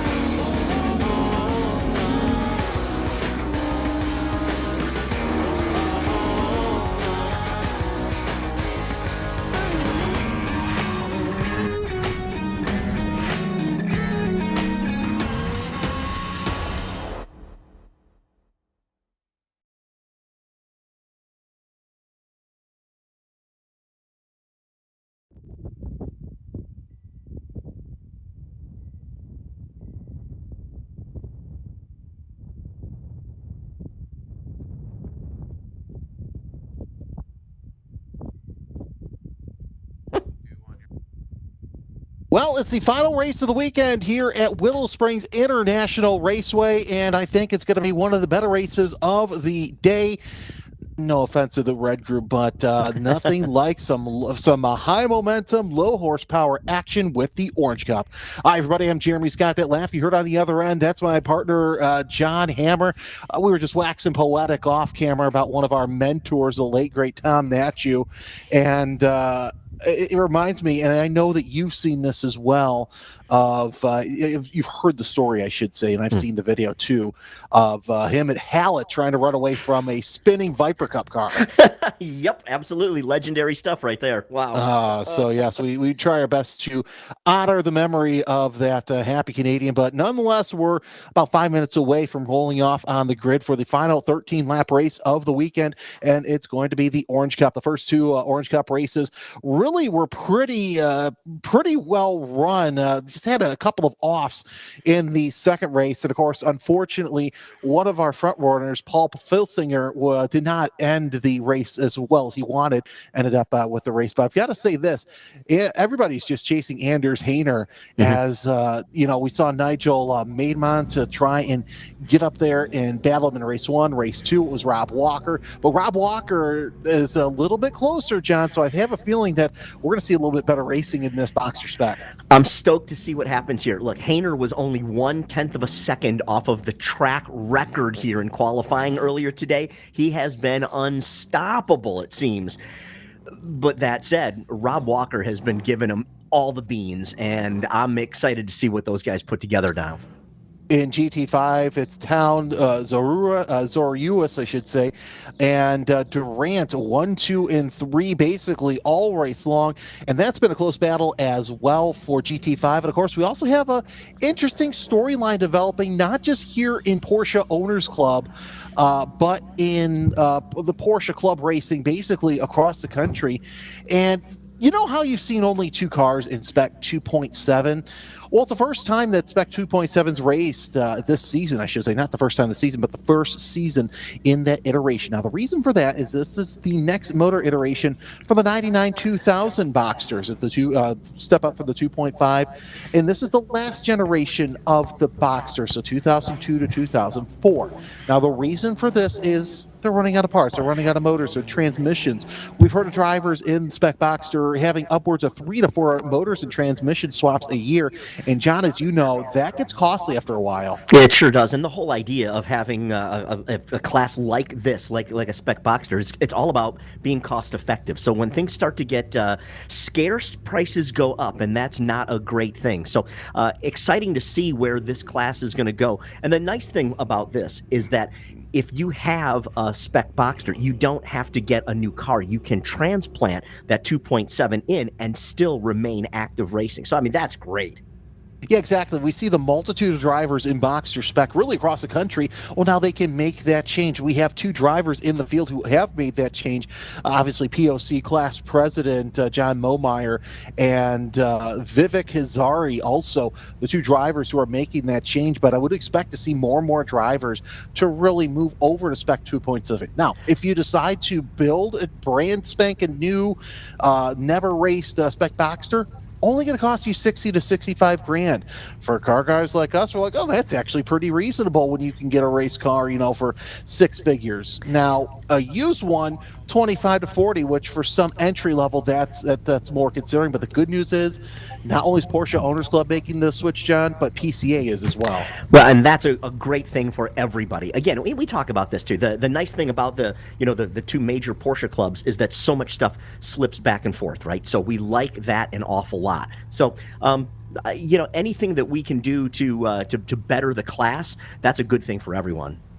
Yeah, so if I do my math correctly, we've got 22 Boxster specs. So yeah, expect over the years drivers to switch over to the Spec 2.7, keep their chassis intact, just swap everything over. Might have to make a couple of changes here to fit the transmission and the motor in, but nonetheless, this is a fantastic package that is coming through for not only, as we said, Porsche Owners Club, but Porsche Club of America. Just about moments away from rolling off on the grid for our final race of the day. And something else that we really have been driving home the point, John, is Porsche Owners Club is one of those series where you could start from the ground level and work your way into wheel-to-wheel racing. And that's a benefit, right? If you're a fan, if you're watching this stream on YouTube, if you're there at the track and you're starting to get the bug, you think, man, what can I do? How do I get started in this? Porsche Owners Club has a place for you to do that. You can come on in here, start doing HPDE, high performance driver education experiences where you've never turned a wheel. You get a combination of classroom and on-track instruction. You build those skills, you build the foundation, and you start to climb the ladder. And the better you get at it, the quicker you get. You can go deeper and deeper and deeper. Next thing you know, you wind up at competition school, you get yourself a license, and you get to go racing. All right, so it looks like according to time, we've got cars on the course at this time. So we'll have those for you here momentarily. But again, a lot of great things coming out of the West Coast. So with POC, I should say. And of course, also, this is their 70th year. They got started basically 70 years ago on Friday, the 16th. As we are just about ready to get set. So let's pull up the grid real quick. Your front row will be Anders Hayner and Rob Walker, as those two really went neck and neck towards each other for the poll earlier today. Yep, Nigel Maidment is going to start off third and Murray Wonderly fourth. In row 3 is Keith Natchuk and Alexandra Hayner. That's another neat story there as well. And Branimir Kovac and Dustin Williams start side by side. In row 4 should be Kovac and Aseo. Row 5, sorry, Brian O'Meara and Lane Stad. And is that what we're looking at here? I'll be honest with you. I apologize here. It looks like I've got a bit of a freeze on my system here. Oh, look at the turn number 4. We're seeing that.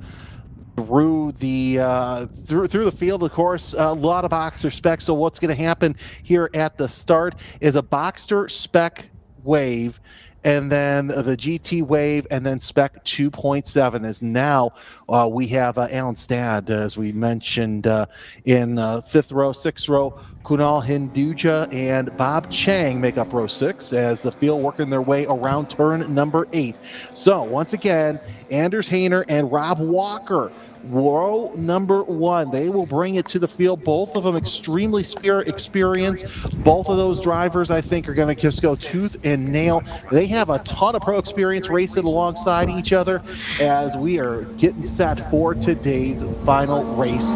And the final race of the weekend.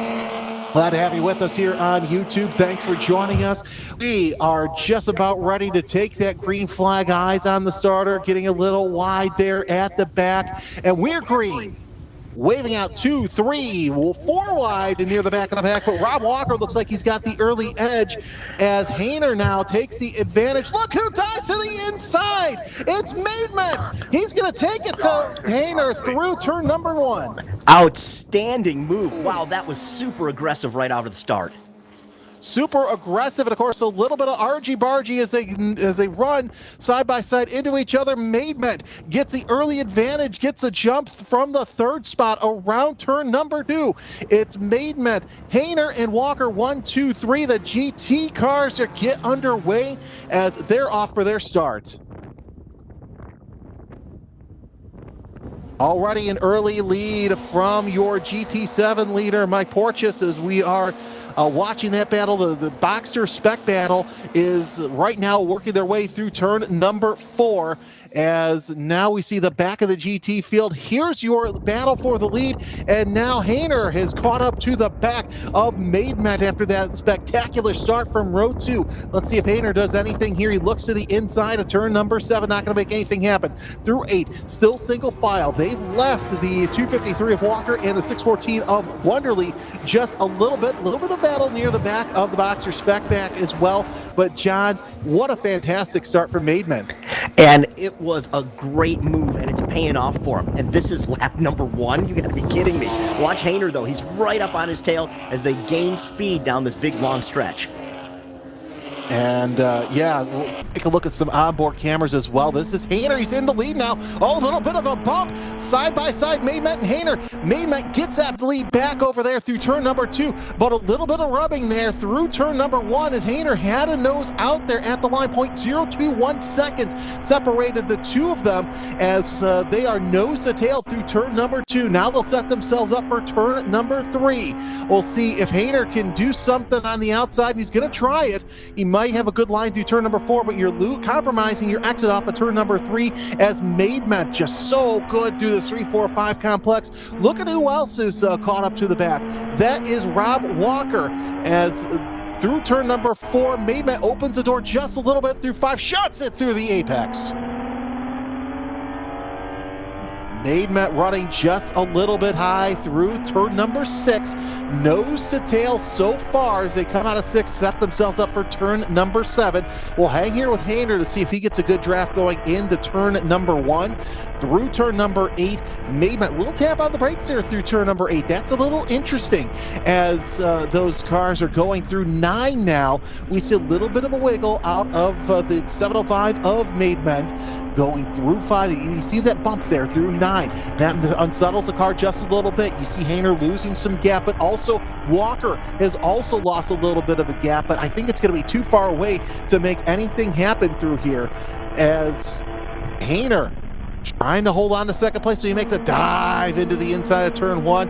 Maidment shuts the front door on him, but Walker, he's holding steady there in third place. And Phil Town looking like he's going around some traffic as well. Town with the fastest lap of the race. That is Mike Porteous in the GT7. He's going to go around the inside. And Durant sitting back there. A big gap between he and Town, but Zoris sitting in third place. Looks like that he wants second place. They want second place out of Durant.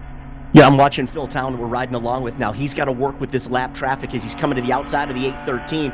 Coming through the corner, now he's going to look to the inside here. So far, so good. Nice and smooth move as he's able to use that traffic to his benefit. Yeah, that lap traffic, the slower traffic, I should say, is going to be really helping out Town right there as he tries to go around the outside of a slower Boxster spec traffic. That's the 834 of Alicia Ray. And that's actually a beautiful teal, I should say, as... What a fantastic battle here. And of course, this battle for the lead between Maidment and Hayner also really doing nice and tight as Walker is also close within striking distance. Wonderly in Boxster spec, but Phil Town, he's really going to town right now in that GT5 so far. We'll see if Durant can catch up as there's Durant, and it's going to be a little hard for Durant to catch up, John, because look at all that slower traffic that Town has put between he and Durant.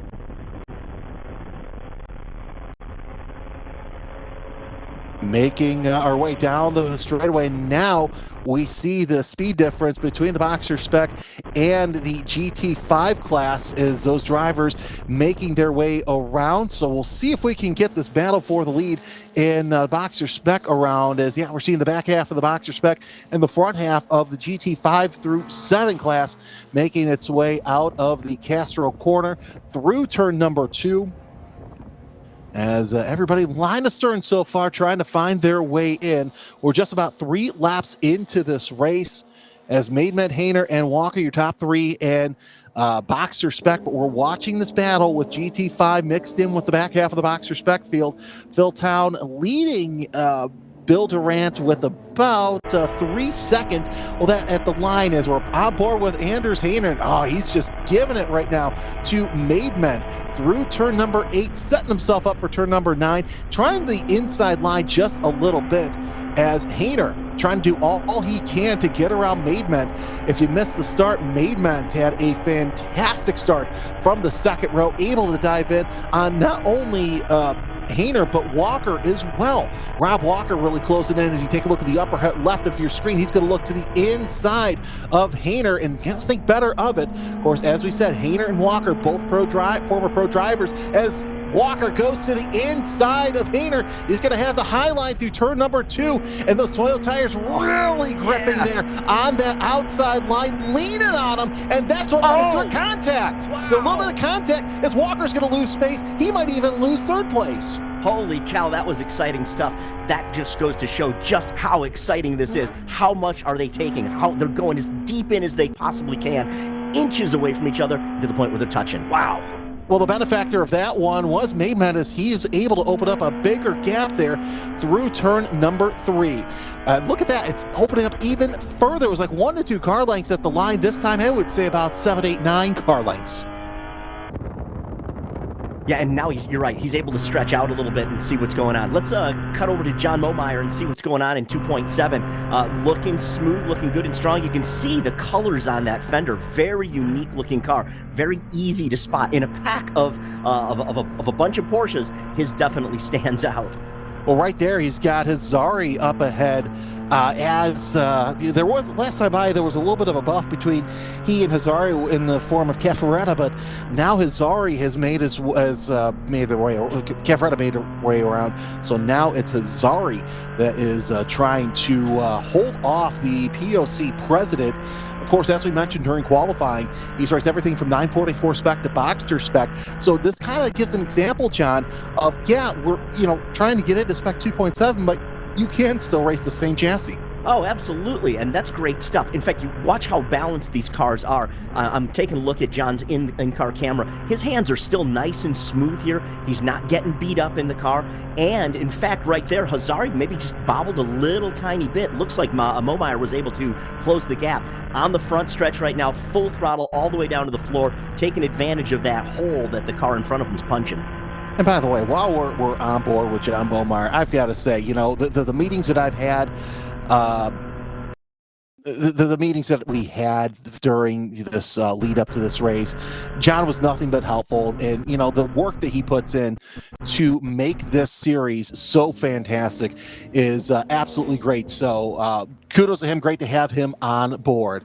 As we're watching the field work their way through turn number 2, looks like we've got still some GT5 traffic working their way around some of the slower Boxster spec. Phil Town making his way up to 8th overall. He's put 4 Boxsters between he and this battle for second place in GT5 between Zoris and Durant between them.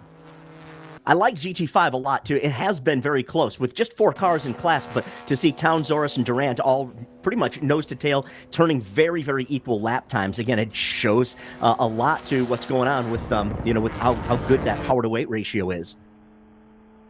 On board with Anders Hayner, this is the battle for the overall and Boxster spec lead. So far, they've dispatched a Rob Walker, but I wouldn't expect that to last too much longer. As look at this. It seems like Hayner, in spite of him having all these battles, John, he's able to catch up to Maidment, because Maidment, they had that battle between Walker and Hayner, and Maidment was able to open up a gap, but look at this dive to the inside. Yep, for sure. In fact, that braking zone for 3. In fact, look at Maidment just kind of wiggles a little bit. Does that give enough for Hayner to tuck his nose inside? Maybe not quite, but boy, that was good. Here's the other thing we've got to think of, is that they're on the same set of tires they started the weekend on. We are at the end of the weekend now. These cars are running out of rubber. They're running out of grip. They're going to start moving around. All right, John, you've actually raced on Toyota tires, so you can speak to this. As Walker's now behind Hayner. Let's hold that thought for just a little bit, as now we have such a great view of this battle of the Boxster spec lead.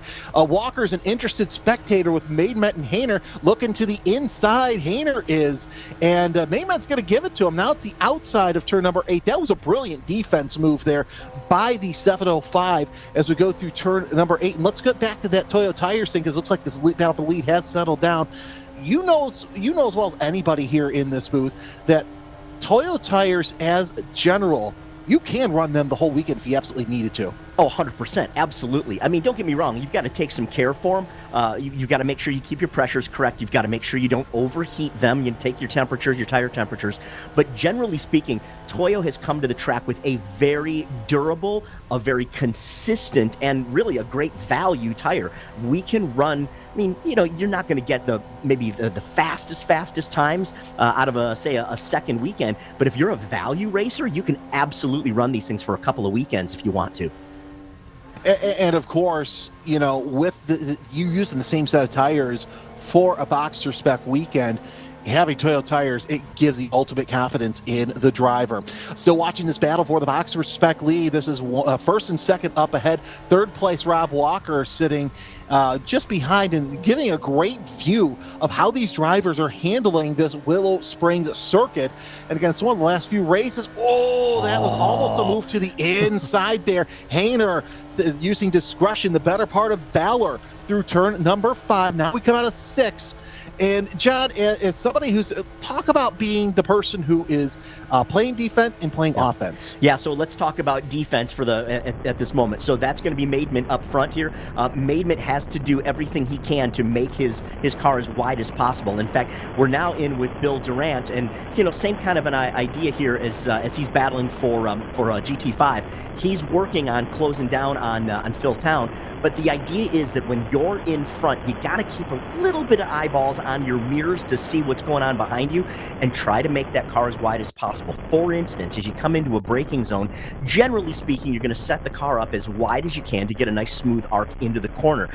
But you got to play defensive, and that means that you're going to have to be, well, for instance, here in this battle where we are right now, that's Hayner in the orange car. You know, Hayner's doing a nice job of kind of, you know, being aggressive, but Maidment is making his car nice and wide to make sure that Hayner doesn't have a way to get in there. Now, that said, if you are the car that's doing the chasing, you're going to show your nose like that, just like Hayner did right there. You're going to make sure, he's making sure that Maidment knows he's there. He's going to fill up his mirrors.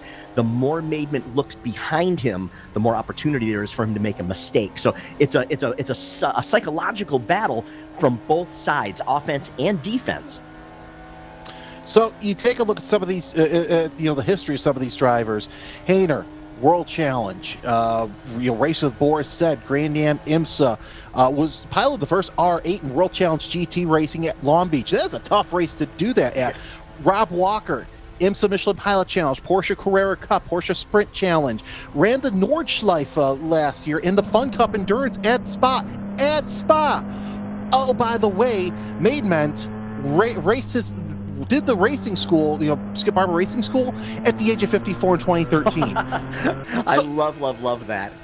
Oh, here comes Rob Walker around the outside of Hayner. So Hayner making a little bit of a bobble. They're going to be side by side through turn number 1. And this is, Maidment's loving this. Hayner deep to the inside. They go around the inside of a 944, back to single file. But the only person liking this is Maidment in the 705. So Maidment's holding off 2 fast pros right behind him. And I got to tell you, he's got to be nervous right now, because while you normally look in your mirror and you think, yeah, let those 2 guys battle each other, that usually gives the chance to stretch out your lead. It hasn't here. So as fast as those guys are, as much as they're battling, the difference hasn't changed.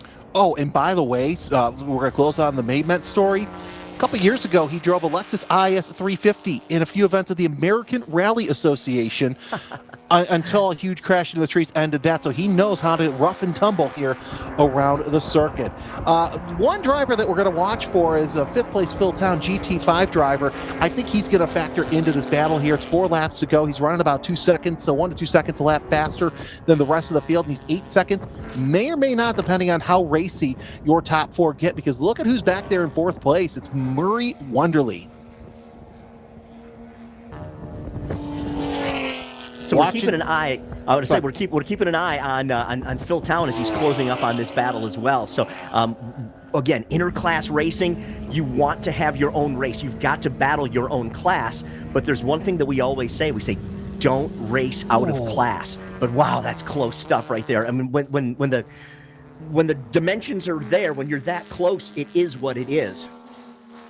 if we can get back on board with Rob Walker, because that's just a fantastic view back there, because Hayner tried to look to the inside there. There's the 53 of Walker through turn number 2, and he's going to look a little high. Interesting to note the lines. Hayner, yeah, he's faster on the inside, but also you're seeing Maidment a little quick as well through the middle of, using the middle of the track. Yeah, I like what Walker's doing, though, and we've talked about this off and on this whole weekend as far as trying to find different lines. As the race settles in for a little bit, it gives you a couple of opportunities to do some experimentation. Now, he's also got to keep an eye open on this traffic. Watch this. Oh, my goodness, this is good stuff. Wow, that's fantastic. And now this one is where Maidment's going to be pretty excited, because he's going to be able to see that and go, yeah. Hopefully this will help me a bunch.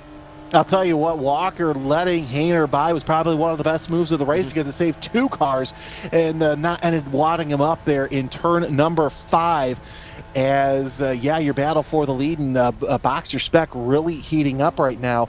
We still got 2 laps to go with the line, and lots of lap down traffic up ahead. There's Phil Town, and right up ahead, that next car, that's going to be Murray Wonderly in the 6:14. That gap earlier was down to 8 seconds. Let's see how it is at the line. I saw 5 seconds last time by, 4.8 seconds. So it's a matter of lap traffic, John, to see whether or not we're going to see Phil Town enter into this conversation. Yeah, with just a couple of laps left, I don't know if it's going to make a huge difference, but it could. It definitely could.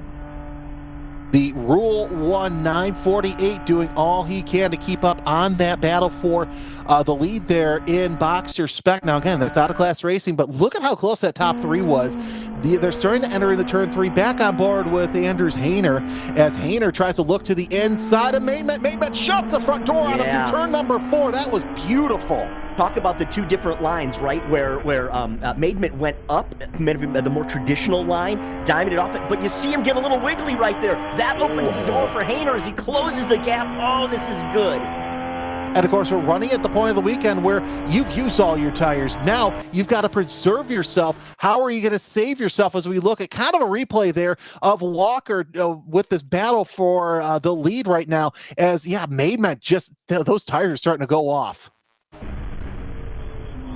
All right, back to Hayner. Let's see what we've got going here. In fact, you can see his rear view camera as well with Rob Walker right back there. So this is not over. We've got some dust kicking up. Looks like somebody put a wheel off coming off of turn 9. Yep, there it is. We just passed one. We're coming to the white flag. 1 lap to go. Strap in, because this is going to be a fantastic final lap. Maidment with losing his tires. This could be a race to the line. Nigel Maidment had the great start off, and look at who's also entering into the conversation. Phil Town, 1 second ahead. He doesn't have to worry too much about not having to change tires, so he's got a little bit fresher tires than these 4 drivers ahead of him. Yeah, but boy, what a view he's got for an epic battle on this racetrack. Around turn 2, heading into turn number 3, and this is probably the best view that we have right now, as Maidment, Hayner, Walker, and Wonderly 1, 2, 3, 4 working their way around turn number 3, setting up for turn number 4. They're looking at that S, and they're going to turn in nice and tight through turn number 4. Still no change amongst the top 4 overall and in Boxer Spec. They will have 1 slower car ahead of them, but they'll be able to quickly dispatch of them, because the downhill, you'll be able to see that car right ahead. Nobody's going to get in the way of this race here. Still single file, 705, 97, 253, and 614. We saw how Maidment lost it just a little bit coming off of turn number 8 and 9, and now, wow, here we go. Maidment having to hold off this slower traffic, and Hayner looking to the inside through turn number 8, setting up into turn number 9. You're on board with your second place driver. Maidment goes off the circuit. Maidment goes off, slides through the pits, and Hayner is going to win this race. Holy cow, what a finish. Unbelievable racing. Wow. I mean, we were sure that Maidment had it in the bag, and you just can't count anybody out. That was epic. Wow. And we're on board with John Momeyer as he tries to get the Spec 2.7 win over Vivek Hazari. Works his way through turn number 6 at the stripe last time by 7/10 of a second as they're nose to tail going through into turn number 7, setting themselves up for turn number 8. Hazari's opened up a little bit of a gap, but can Momeyer make some hay through turn number 8? He's closing in just a little bit, now setting himself up for turn number 9. It's interesting to see how Hazari's taking a tighter line coming off of turn number 8, and that's given Momeyer a chance to make his way and try and make a pass. He's going to get on that rear bumper. Both drivers make it just a little bit wide, but I think it's going to be too little too late as Vivek Hazari will take the checkered flag for Spec 2.7. Well, we sure got the racing we were hoping for, didn't we? Boy, that was good. Oh, man. Oh, I had to. That was fantastic stuff. Yeah, that is exactly why we come to the track, to see that kind of stuff, literally down to the absolute last lap of the race to see how it's going to play out. Man, that is good stuff. And again, you know, Jeremy, we talk about racecraft, we talk about forward thinking, how much of a chess game it really is, and that's exactly what we got. Wow. And I want to wrap up the final incident with a bow. Oh, we got one of the boxer specs running off course as well right by pit. And yeah, that was something. Nigel Maidman ended up spinning off there. You see the tire tracks off to the right, spinning off, and he ended up just going right into the paddock. So he'll be the first car one lap down. But man, John, what a heart pounder of a race there. We got another car going off driver's right. You know what? We talk about, right? Cautions breed cautions. You watch somebody make a mistake, you follow that mistake right in. Target fixation is the term we use. So that ends the racing for this weekend here at Willow Springs. Anders Hayner with a sweep of the weekend. Rob Walker finishes second. Murray Wonderly gifts his way in the third. Phil Town, your GT5 winner, finishes off in fourth. Look at Crispin Duff, fourth in boxer spec, fifth overall. Bill Durant finishes seventh overall, second in GT5. Spec 2.7, as you said, Vivek Hazari, 0.4 of a second over John Momeyer. And I do believe for GT7, it is, Mike Porteous, Randy Burgum, and Glenwood Gum.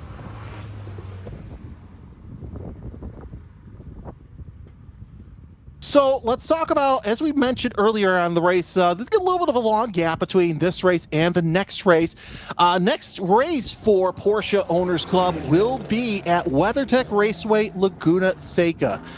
John, I know that's a track you've been to as well. Let's talk a little bit about that historic facility in Monterey, California. Yeah, I'll tell you what, California is lucky. You talk about a place that is just packed with world-class racetracks, and Laguna Seca is one of them. Obviously, it's known for the corkscrew. We can all sit there and wax poetic about Alex Zanardi and the pass at the corkscrew over Brian Herta, but just absolutely epic place to go race. Again, much like Willow Springs here, so much history, so many great events have been there, and we're going to get to go back there coming up in August. So a funny story that I always love hearing about Laguna Seca is, as we see Rob Walker talking with some of the other drivers, looks like that, not Mike Porteous, but Anders Hayner also chatting there. But nonetheless, there was a story when MotoGP first wanted to come to Laguna Seca, and they were all in carts, and they figured, okay, we got to fix this has got to change. They get to the corkscrew, and I can't remember who the track president was at the time, but he's like, I feared they were going to change it. And he goes, okay, we'll take a look at this. Organizers from MotoGP said, stop, no, this is the reason why we came here, don't touch it. Yeah, absolutely. It is such a great place. Have you ever gone over the corkscrew? Have you done it? No, I've not. It's on my list, to say the least. My friend, it's epic. It is one of the coolest things. You've got to talk about it is the blindest of blind corners. And even though it's coming, it is shocking at how big that fall off is when you go over it for the very first time. It is epic. I've heard nothing but good things, and that is definitely on my list of facilities to get to. And so nonetheless, this has just been such a fantastic weekend. I've got to say, here's the thing. You see that spec Miata there, or I should say that ST5 Miata, as we both know. Yes. It's not a spec, because look at that rear lip. Yep. That's another cool thing about these Porsche clubs. Yeah, if you have a Porsche, fantastic, come race it. But you know what? If you don't, we can also let you come out there and race.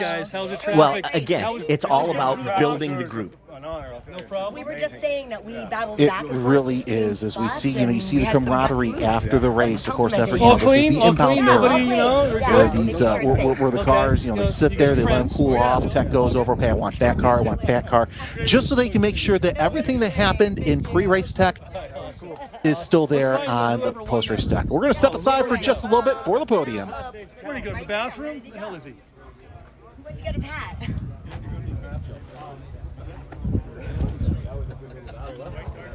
Should we catch them up front a little bit? Oh, here we go. Let's go.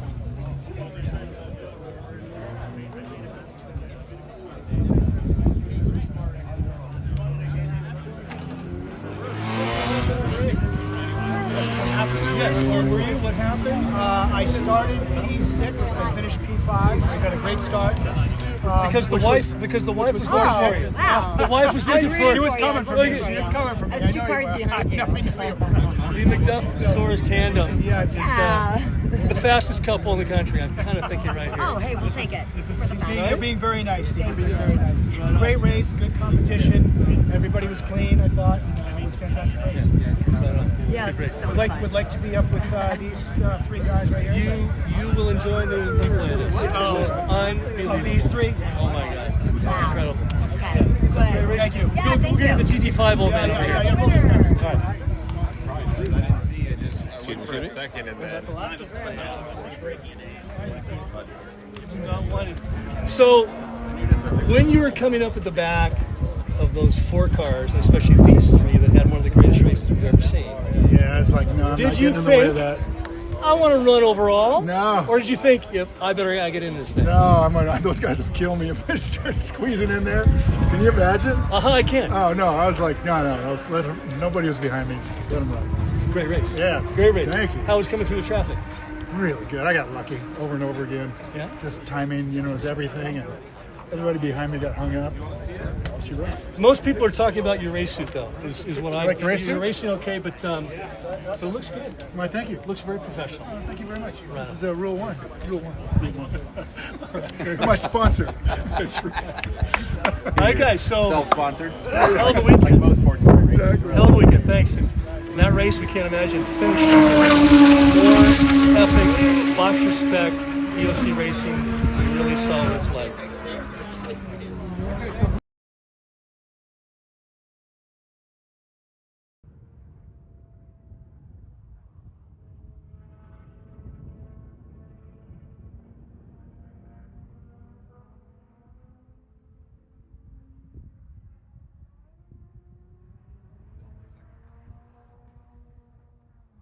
Well, we're just about set for the podium. I heard some of the post-race interviews. John, I've got to say, this has been a spectacular weekend. We'll wrap it up with a bow after the podium, but let's wrap up this race with a fine bow as well. Man, I'll tell you what, it gave us everything we wanted in a race, right? I mean, you've got strategy, we've got excitement, and we had contact. All right, we're seconds away from the podium, and contact. That's what you don't see. Some series, they discourage it, but here, as long as you're good to go, let's go ahead and go back to the podium. Mr. President, John Melmeyer, Vivek, hell of a race. It was. Spec 2.7 with two cars to have that much action. That's racy. There was a lot of action. Way to go, you guys. That was an awesome finish. I lost half the exhaust system in the car, so I had no straightaway speed. He did it all got on past. corners. Yeah, but you said great. You said good, though, right? Oh, it sounded a lot louder when it came down and lost half the exhaust off the car. Absolutely. Well, no wonder we couldn't hear ourselves. First win. Yes. Congratulations, man. That was your job.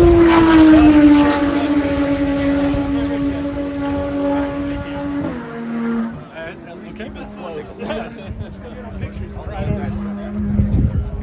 so close to go.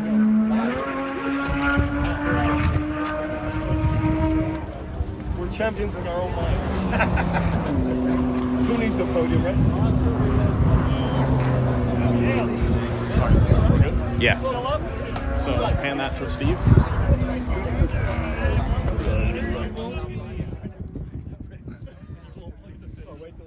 Oh, just moments away from the podium ceremonies here at Willow Springs International Raceway, and we've had a lot of fun this weekend. Of course, this fun is going to continue on, not only here with Porsche Owners Club being in their 70th year, the oldest Porsche club in North America, but also here at Willow Springs, as the new owners have said, they're going to revitalize it. They're bringing in Alex Wirtz, and it looks like that we are set for the podium here, so we're going to step aside again. All right. This is awesome. And 1 second. 3, 2, 1. All right.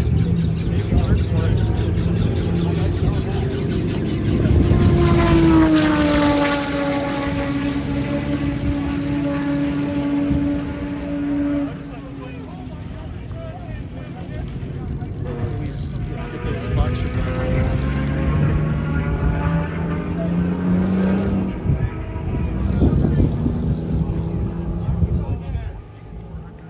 we should tell them. Want to grab them? They're coming up. Yeah. You got to grab. Podium winner! Anders. Get on the podium for Porsche!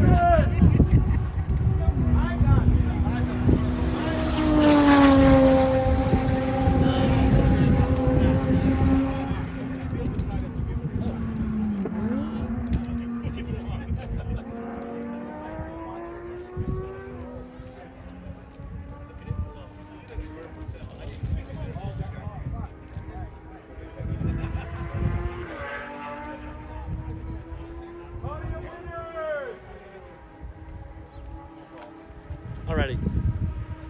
Box respect. Come on, stars.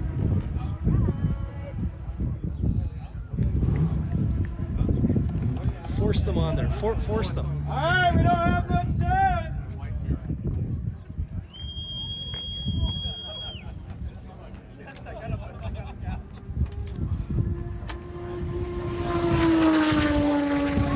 All right, let's hold them up.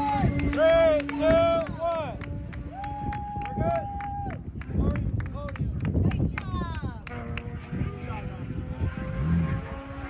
I have a lowly 3 this time. I don't like 3. I need 1. Damn it.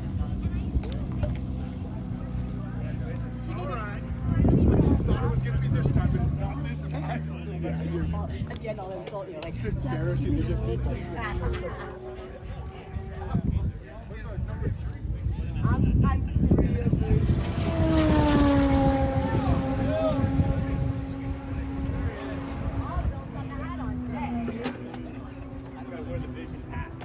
All right, my better side. let's hold the trophies up.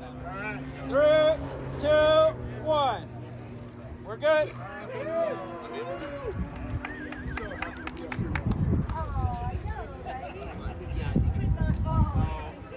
GT5 spec, and GT7. yeah, GT7. Go.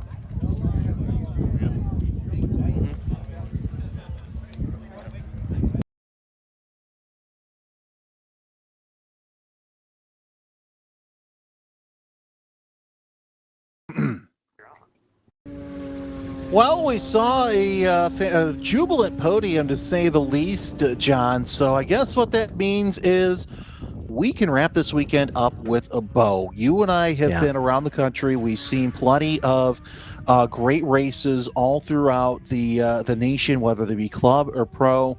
I've got to say this might be one of the best kept secrets in all of racing right now. Sportsmanship, friendship, and competition. Those are the 3 takeaways that I've got from this weekend, Jeremy. I love what we saw on track. I love the competition, but more importantly, that podium scene is exactly what it's all about. So many people smiling, shaking hands, patting each other on the back, and having a great time with Porsches. And for me, this is a great lead up to what is going to be a fantastic weekend of racing next weekend with professional wise and amateur wise as well. Some of the biggest races will be happening over the weekend, whether they are in Monaco, Indianapolis, or Charlotte.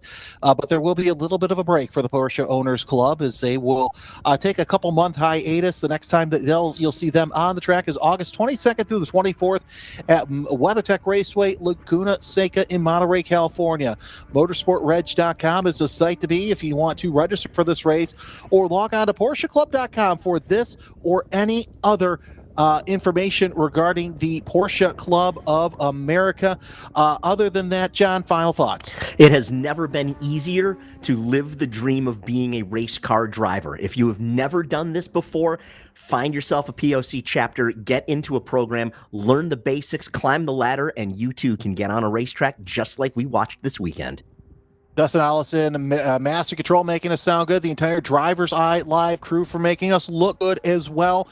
John Hammer, one of the best driver commentators you'll find out there. Of course, there you go. The next race for Porsche Owners Club in their 70th season will be August 22nd through the 24th. Register now, motorsportreg.com. My name is Jeremy Scott. Thanks for joining us. Keep it greasy side down. Keep it on the track, and we'll see you next time on DriversEye Live.